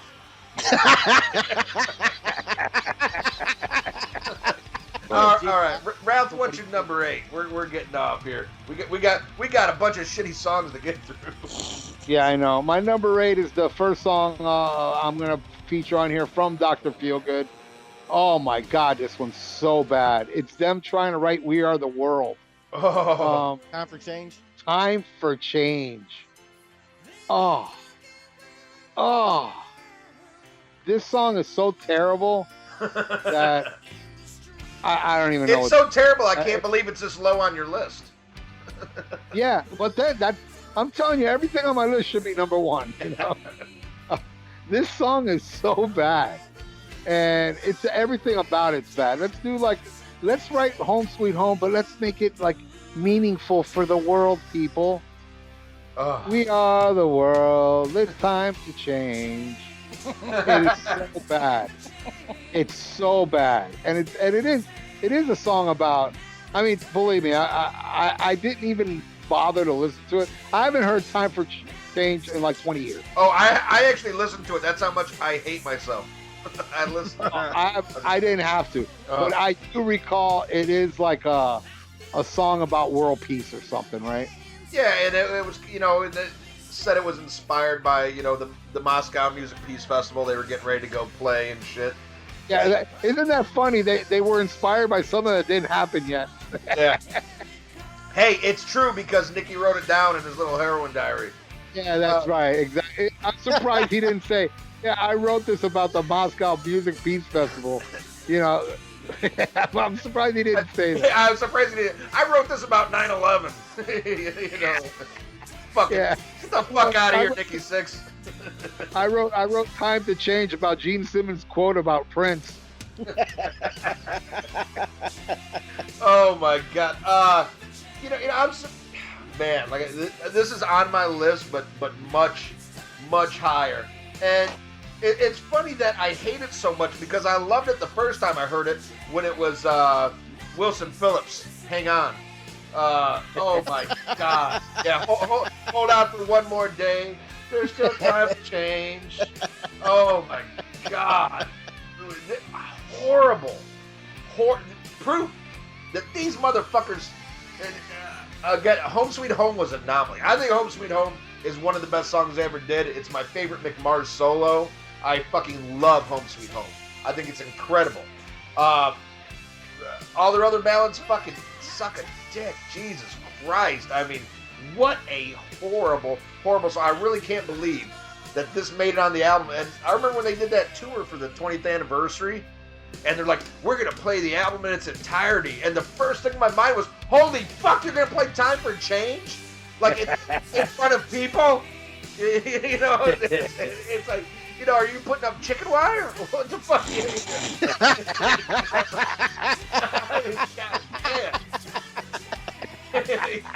This shit is fucking horrible. Oh my God! What a fucking horrible song. I get embarrassed for them when I hear this song, man. Oh man, I can't believe Vince even sang it. To tell you the truth, I can't believe Vince didn't put his foot down. And you know, God damn. Ugh, horrible. Why don't you defend this shit, Mike? I can't. It didn't make my list. It did or didn't? It didn't. It didn't make my list. Oh my God. It is my second least favorite song off that album. I will say that much. Woo. What a turd. It's not. You know, I mean, I always end it with the fucking song that comes before. I can't think of what the song is before it. Whatever it is, fucking. I usually just fucking turn the CD off after that. Man.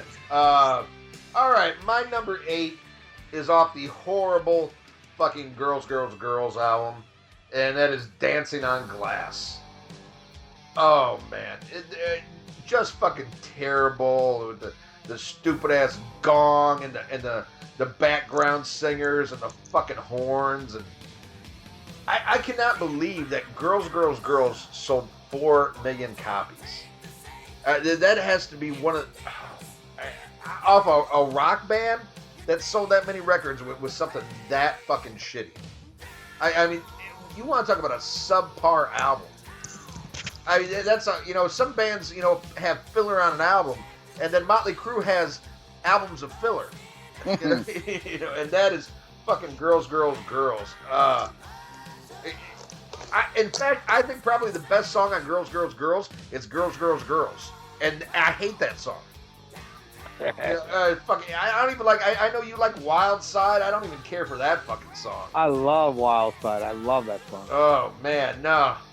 Oh yeah, Dancing on Glass. Look, what do you think, Ralph? You know what? I kind of like. I don't kind of. I really like Dancing on Glass. I think it's a good song, except at the end. I think it ends horribly.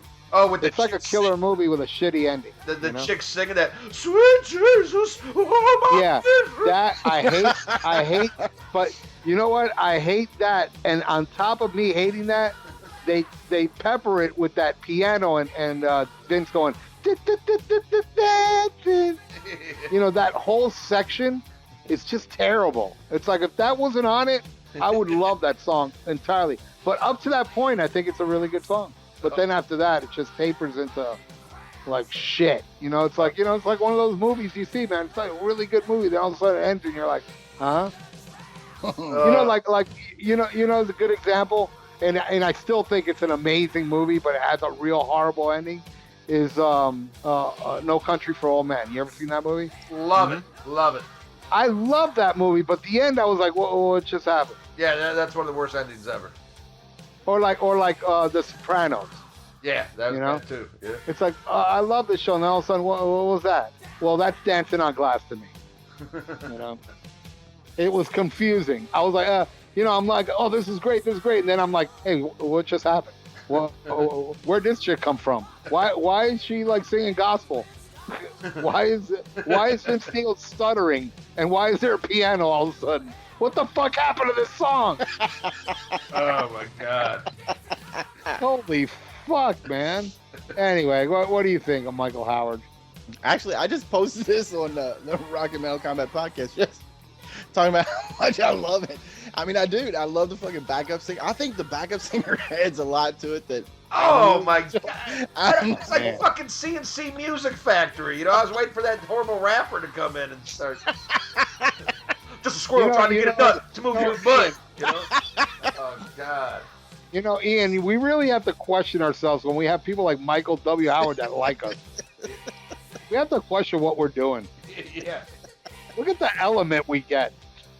This is what you attract. Oh my God. Hero of the stupid. Oh my God. But I will say this much. Y'all, mama, make me happy.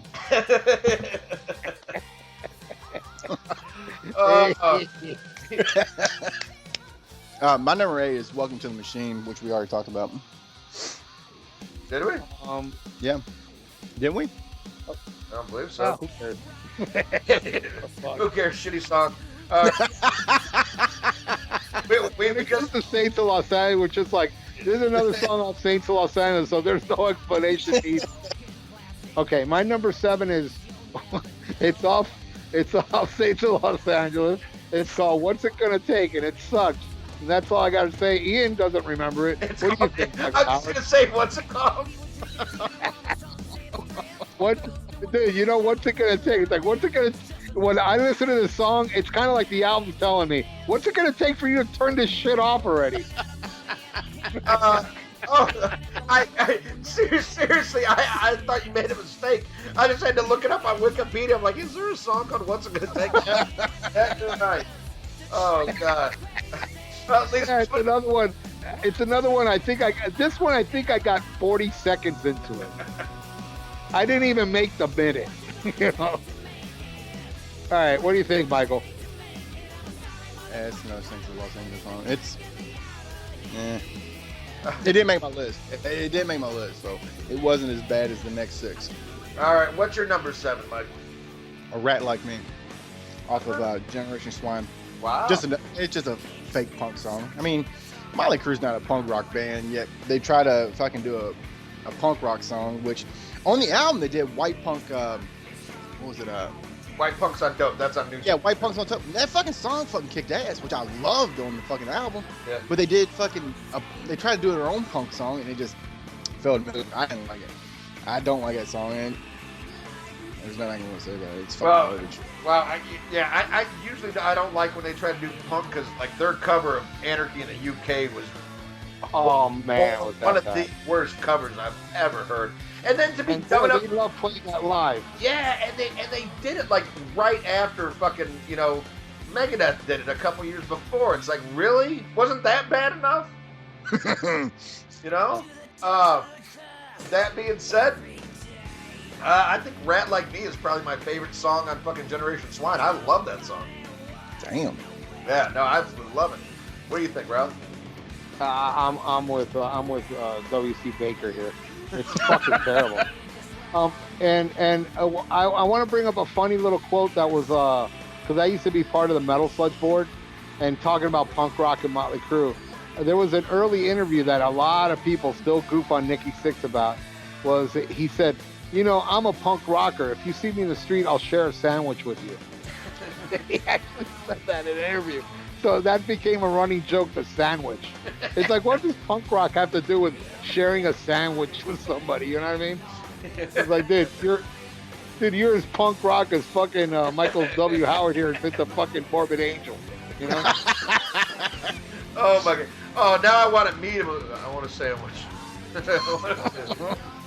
Give me a bite. I'll show you how to write a fucking song.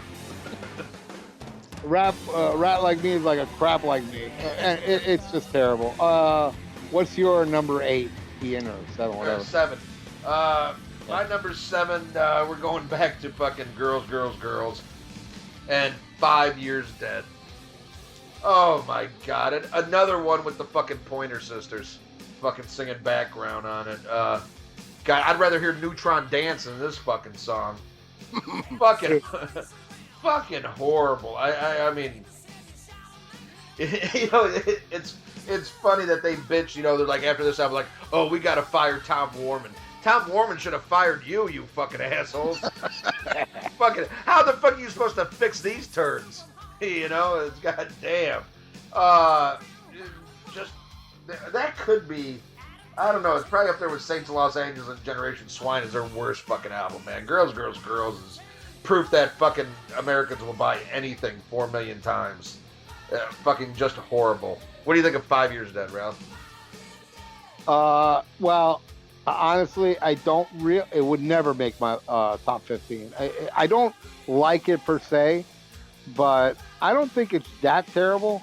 But again, just like No Country for Old Men, it goes into like they say 5 years dead, like for 5 years at the end of the song. It just is endless, and that like destroys the song for me. So it's again one of those deals where, yeah, it started off okay, but not as good as Dancing on Glass. But it was like just decent enough where I can hang with it. But then it totally went off on left field, and I just ended up.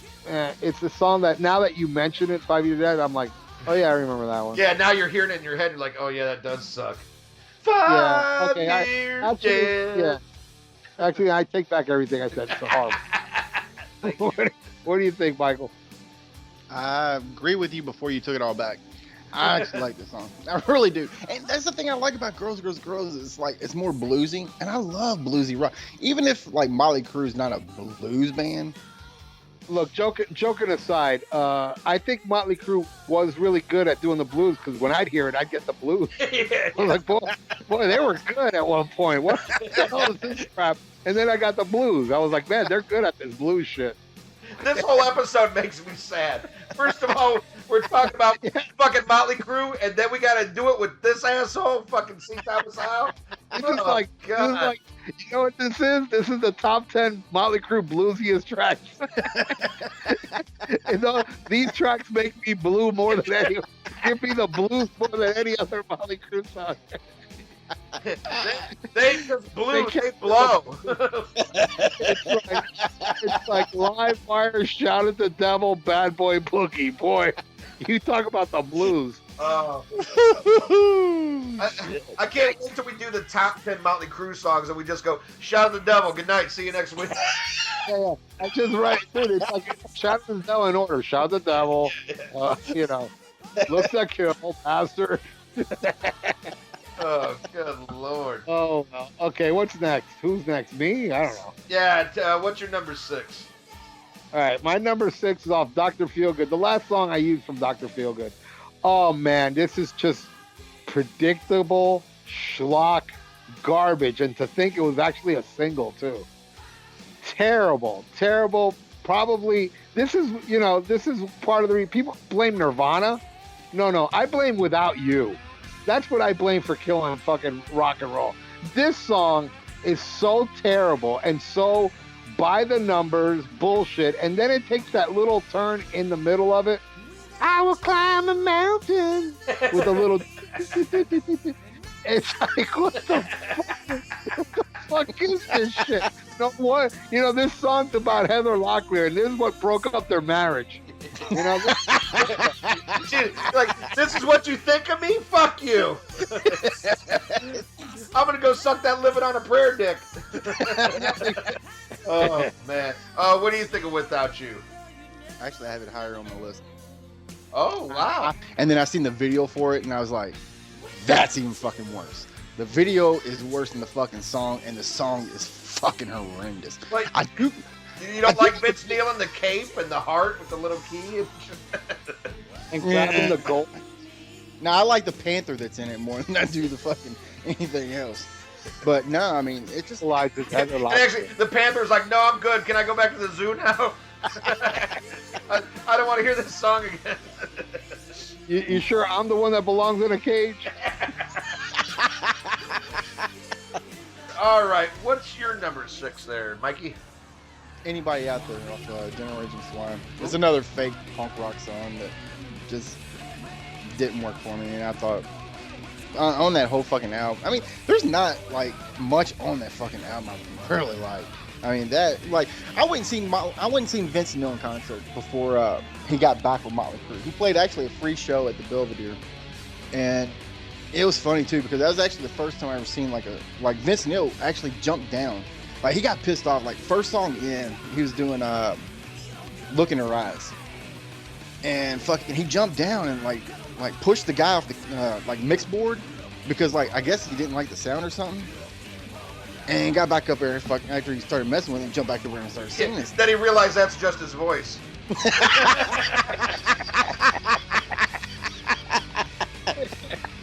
What the fuck are you doing? I sound like fucking Motley Crue up here. This is terrible.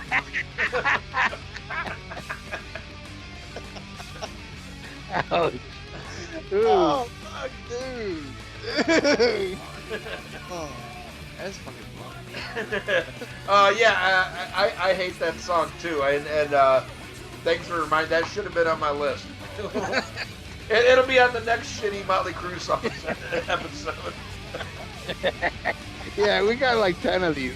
Yeah.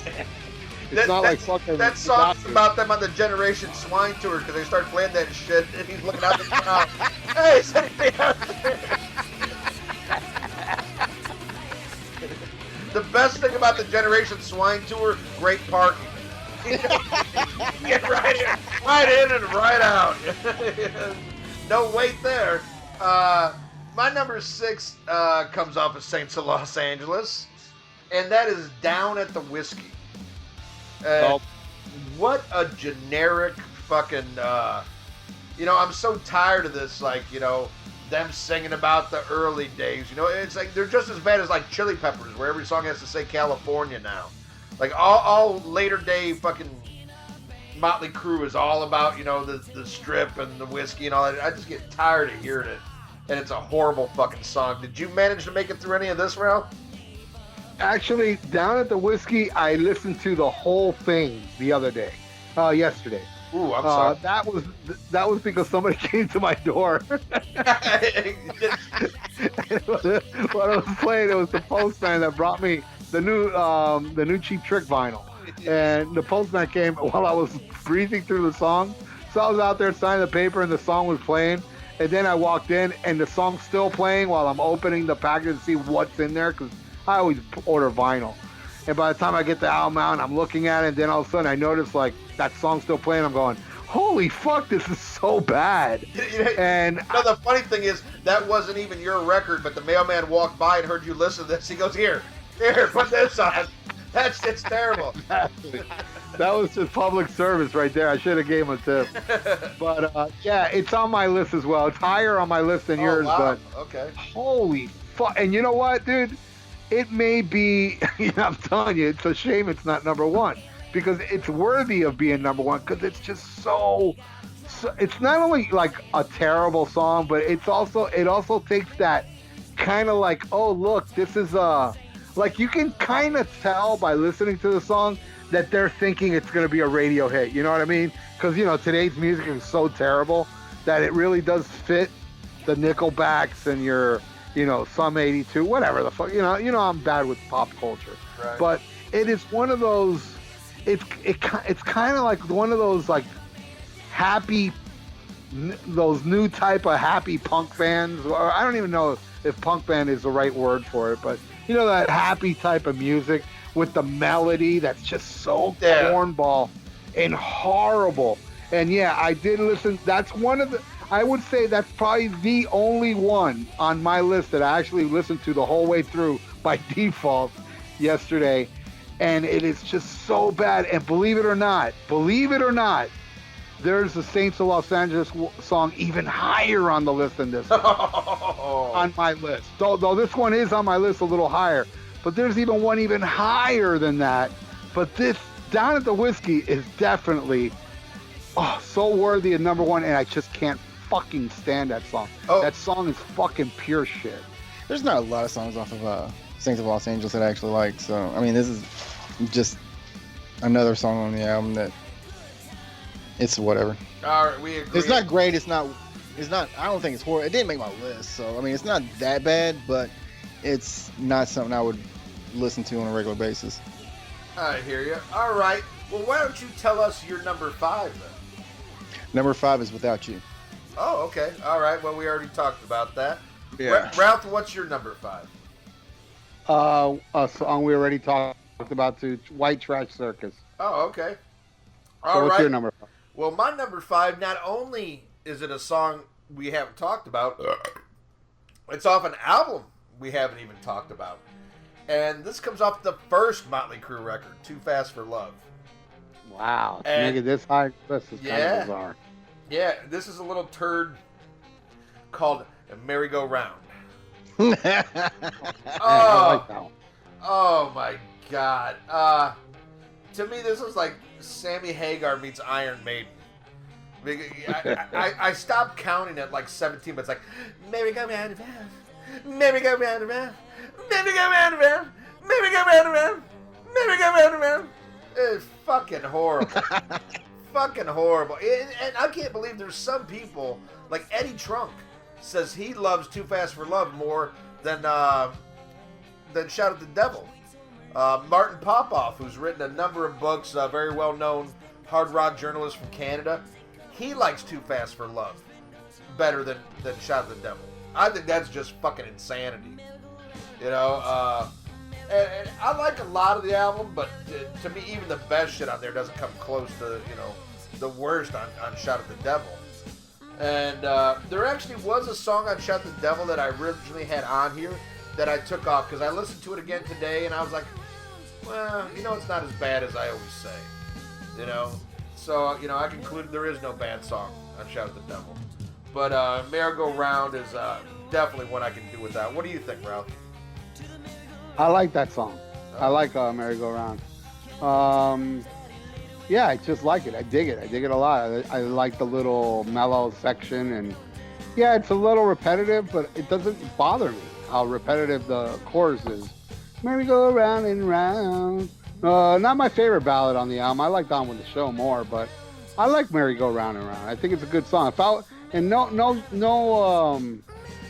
No song from Too Fast for Love made my list, but if I was gonna add one, and I really don't like this song, there's a song I don't like on Too Fast for Love, and I really don't understand how it could be liked by anybody. Is Come On and Dance. That's a weird fucking song, man. Come on and dance. Come on and dance. Yeah. I like Merry-Go-Round even less than that. Man, I mean, but seriously, I mean, come on, yeah, Come On and Dance is terrible, and it didn't make my list. But I like Merry-Go-Round. Michael? Merry-Go-Round Round is actually, I do like it. And it's actually the very first Motley Crue song I ever heard. All right, so let's go. We all did our number 5s. Ralph, what's your number 4? We talked about it already. Oh my God. And it's not the worst song in my opinion, off States of Los Angeles, but goddamn Down at the Whiskey. It's so terrible that I can't believe there's 3 songs in front of it. So yeah, we already talked about that one. What's your 4? My number 4, we're going back to Girls, Girls, Girls again. And Something for Nothing. Oh my God. Another one that, this song's been written like fucking 50 times by Motley Crue. Never Better, because all 50 versions suck. Just a shitty filler track, so boring. And, you know, how does shit like this make it on a major record, on a major label? I think the song's absolutely horrible. What do you think about it, Ralph?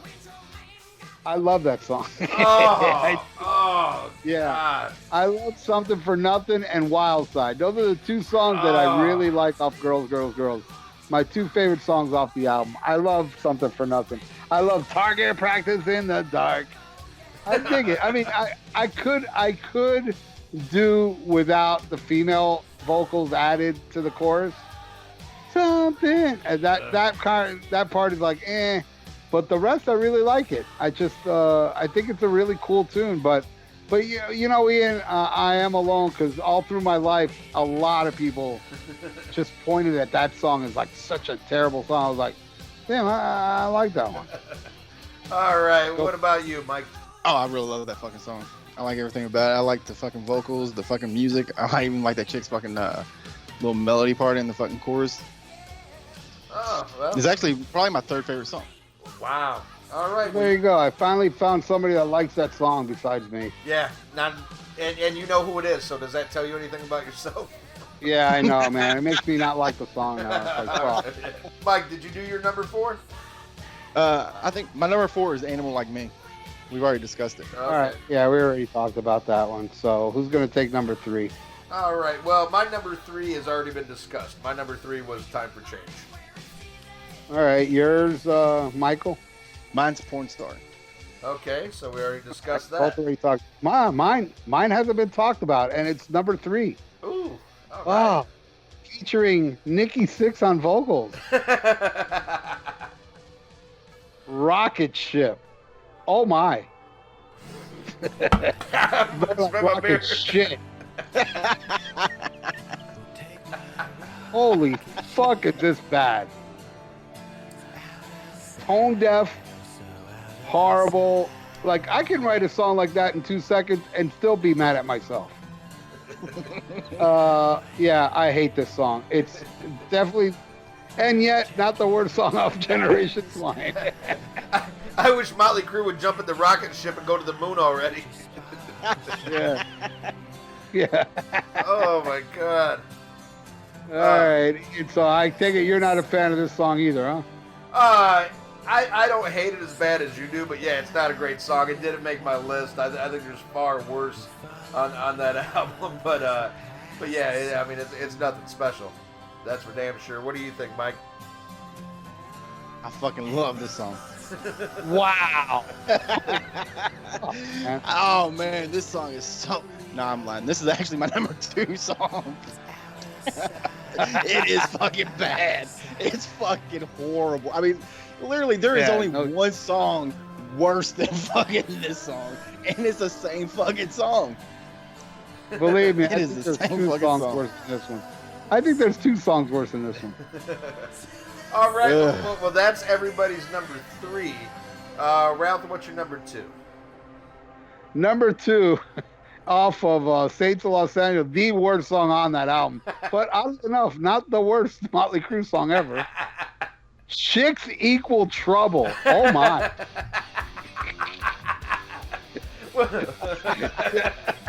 Dude, trust me. I heard about a minute of that one. I was like, oh, this has got to be number 2. Because I know it's the worst one. The worst one I already knew even before compiling the list. But when I heard this, I go, there's no song as bad as this one except for my number 1. And that 1 minute, I was like, dude, it can turn into fucking Stairway to Heaven after this, and it still won't say what I just heard in that 1 minute. Chicks Equal Trouble equals shit. There should never be a math test when listening to fucking Motley Crue.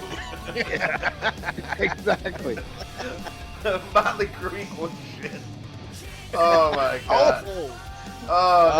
That really, I don't even know what to say. 'Cause, yeah, I don't even know if I made it through 30 seconds of that song. Think about how stupid Motley Crue is. Oh, I'm gonna start dating some chick that fucking went out with Scott Baio. Oh, I'm sure she ain't gonna be trouble. Yeah. Hey, Mrs. C, Chachi put his Ponzi in Ralph's mouth. Watch out. Hey, Vince Neil. Hey, Vince Neil's like, hey, look at that mud wrestler. I'm gonna marry her. Yeah, sure, she ain't gonna equal trouble. Oh, God. And I won't even go into Nikki Sixx. Oh, God. They pick women like Nikki Sixx picks songs. Fucking terrible. Fucking terrible. Oh, God. All right. And you already said, Mike, your number 2 was, what was your number 2? Rocket Ship. Rocket Ship. Okay. My number 2, we already talked about, which was Glitter. And you just did your number 2, Ralph, right? That was, yeah, Motley Crue equals shit. All right, well, that only leaves, and drum roll. Hey, I'd be amazed if we all don't pick this one. And I'm going to go out on a limb here. Well, I'm going to go on a real limb here, and I'm going to let Mike say what he thinks the number 1 worst song should be, and then see if we both agree. So, Mike, what is your number 1 least favorite Motley Crue song? Brandon. Ralph? Yeah, the trifecta. Come on. Yeah, we all agree it's Brandon. Holy She is your mom. Holy fucking shit. Wow. Conceived out of love. Conceived out of love. Yeah. You know what? Conceived on VHS. You can get it from VCA Pictures. And I took back what I said. I take back what I said when Poison's best song equals Motley's worst song. No, I don't think Poison has written a song this bad. Holy cow! I don't think anybody's written a song this bad. Think about it. It's so bad that he wrote a follow-up song for his other son Malik, and he's like, "No, I'm good, Dad. I'm good. I don't need a fucking song." It's like enough. The kid went to rehab already because of this song. Yeah. Hey, look, I got a question. What's worse, Brandon or Read My Body? Brandon's worse. Read My Body doesn't bother me as much as that fucking song does. All right, wait. I got even a better question for W. Howard. What's a worse Kiss song than Read My Body? Let's hear this. What's the worst Kiss song? Yeah, Just a Boy. Worst Kiss song, which is worse than Read My Body. Just a Boy. Okay. Yeah, I like that one. Just a Boy, or anything from Carnival of Souls on up. You could pick anything. Anything off Carnival Souls? Anything? Anything off Carnival of Souls, fucking. It's worse. Read My Body is not that. I don't think Read My Body is that bad. Not that fucking horrible. And I'm not even a fucking fan of that album. But I would listen to that over Just a Boy or anything off of fucking Psycho Circus or Sonic Boom. Is there any? Can you guys think of any song worse than Brandon? I can't. The only one I would say would be right up there is that one that Eddie Van Halen sings on Van Halen 3. I don't think it's that bad. Yeah, I don't know. It's a horrible. Yeah, that's a bad one. The only cool thing about this song is I heard that if you put your ear up to Pamela Anderson's pussy, you could hear David Hasselhoff hum this while chewing a cheeseburger. and that's kind of cool. But and it sounds better. Yeah. No, that's actually an interesting question. I mean, I'm trying to think, what would be a worse fucking song than this? I don't think there's such a thing. I don't know. I heard Yoko quit making music when she heard it because she's like, "Oh, I can't top this," because she finally found something that's. Yeah. This song makes Revolution number 9 sound like Revolution. Yeah, exactly. I mean, I'd rather listen to Revolution number 9. You know what I really would have loved? I would have loved so much to be in the studio, like when they do the playback, and I would just love to see the look like on Mick Mars' face and on Vince Neil's face. You know? On Brandon's face. This song's so bad it killed Vince Neil's daughter. It's horrible. Oh boy. This song is so bad it's what caused 9/11. That's why they attacked him, because he's stupid American this song. That's what those Saudis were just trying to hit eject on the CD player and hit the wrong button and went right in the fucking tower. True story. Oh boy. Oh. Prince overdosed because of this song. It was a slow, long overdose. Gene Simmons called this song pathetic. Oh, man. Even Nikki Sixx said, "I can't sell this shit." Yeah. This song is so bad that the people at Garden Weasel heard it and they pulled their fucking advertising. Oh my God. Oh. Ladies and gentlemen, as of today, is the top 15 worst Motley Crue songs, and which you can also equate as the top 15 worst songs. Period. It's not just Motley Crue in general. These are the worst 15 songs written by anybody. Yeah, I might have to retitle this episode just top 15 worst songs. It just so happened to be written all by, you should do that, It just so happens they're all written by Nikki Sixx. Just to pique people's interest. Hey, wait a minute, all these are Motley Crue songs. You know how bad it is. You know how fucking horrible Brandon is. That Brandon wasn't written by Nikki Sixx, and it's worse than all the Nikki Sixx songs. That's pretty bad. Tommy Lee out fucking. I'd rather listen to Methods of Mayhem than fucking this bullshit. This song was so bad. After Tommy Lee heard it, he quit the band. You let me write this, you fuckers. You know, if only somebody would have punched Pamela in the stomach. This fucking existed. You know what could have saved the world? A coat hanger. Oh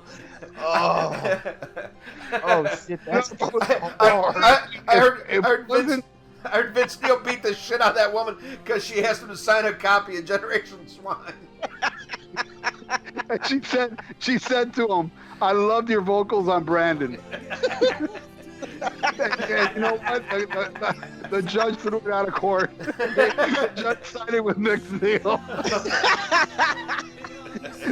You know what happened? The fucking when they said that in court, the judge came off the stand and slapped the lady.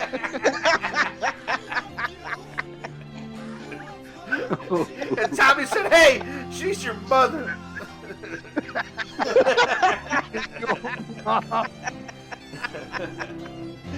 You listen to the song, and no way abortion would be illegal. I heard this song has hepatitis C.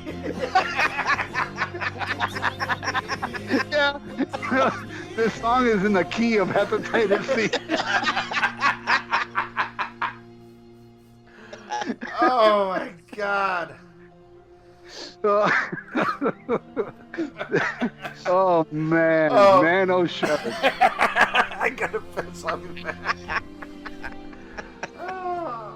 That is the end of our worst Motley Crue songs. 15 terrible, horrible songs, and well, mine were. Thank you, Howard, for being here.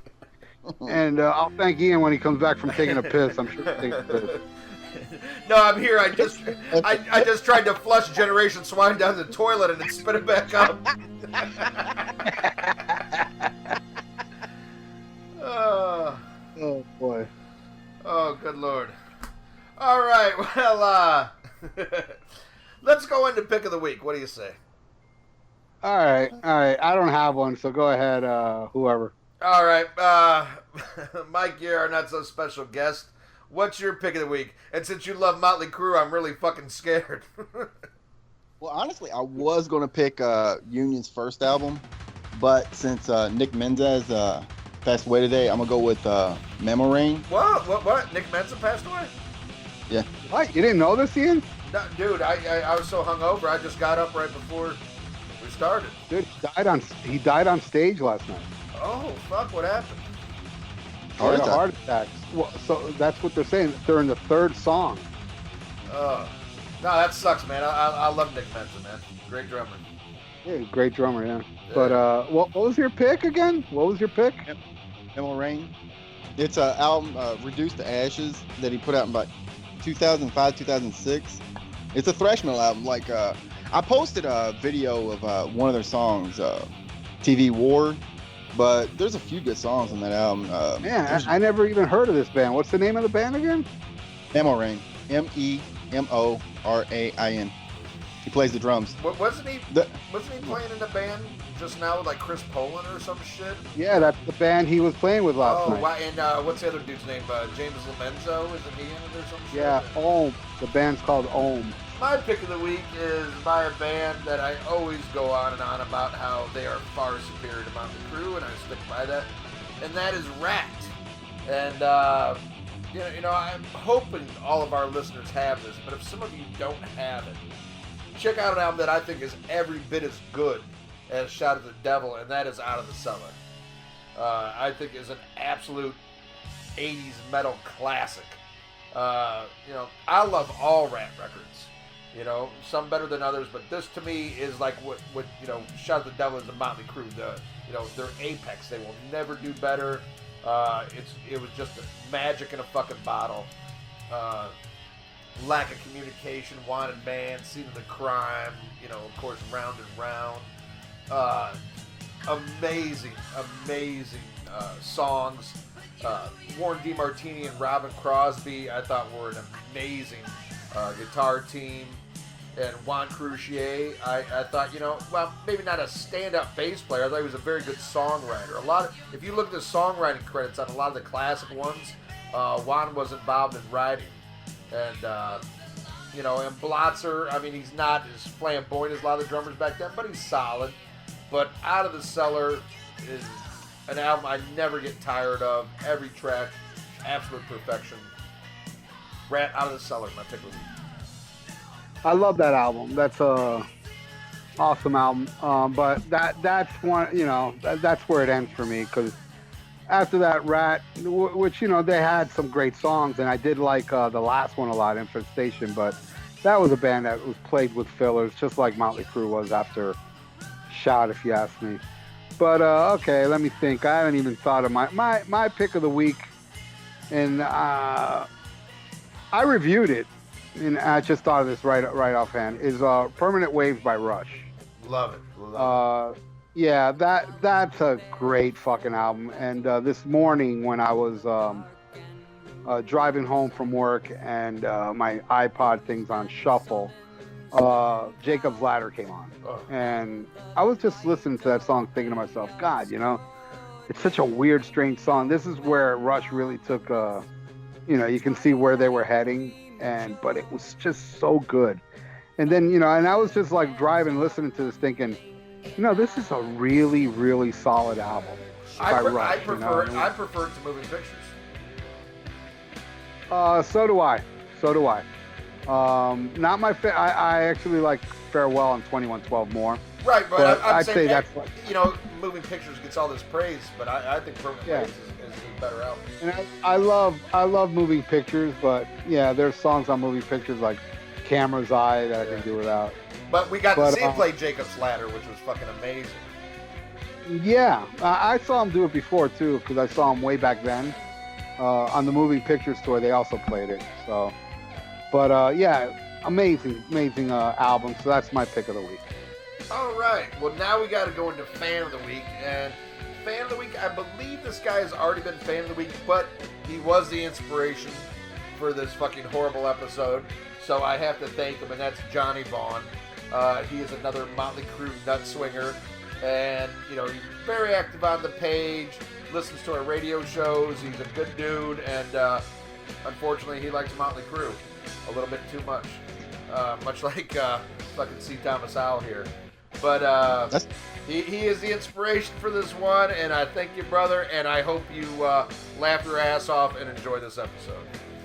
I think that's a solid pick. I like the music he puts in there, so yeah, I can go with him. Solid pick.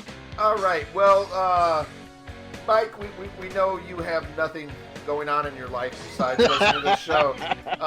So if you want to tell people in Kentucky where they can buy meth from you, here's your shot.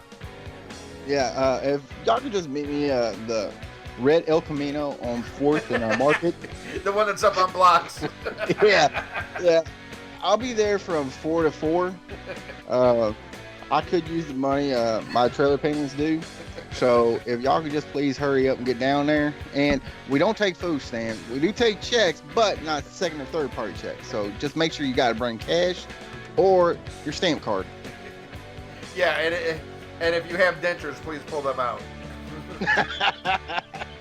All right, well, dude, we want to thank you. You're a great sport, man, and I can't wait till our listeners get to hear your first appearance that hasn't been aired yet. But yeah, you add a lot. Hey, that's weird. We're gonna air this before his first appearance. Yeah, but that's odd. You add a lot, and by that I mean Ralph has to edit a lot of what you say. Yeah, you had a lot of time on my hands, dude. But you know what? In the end, I'm glad that we have G.G. Allen on our show. Yeah. And if we edit out all his bullshit, this will be shorter than a Motley Crue Greatest Hits album. So we're gonna have to do a lot of news. All right. Well, if you enjoyed this episode, and chances are, if you like music, you didn't. Come back next week when former Motley Crue guitarist Mick Mars joins us to talk about the debut album from Methods of Mayhem. Check it out, boy. That's next week on the Rock and Metal Combat Podcast. Get naked. Nice.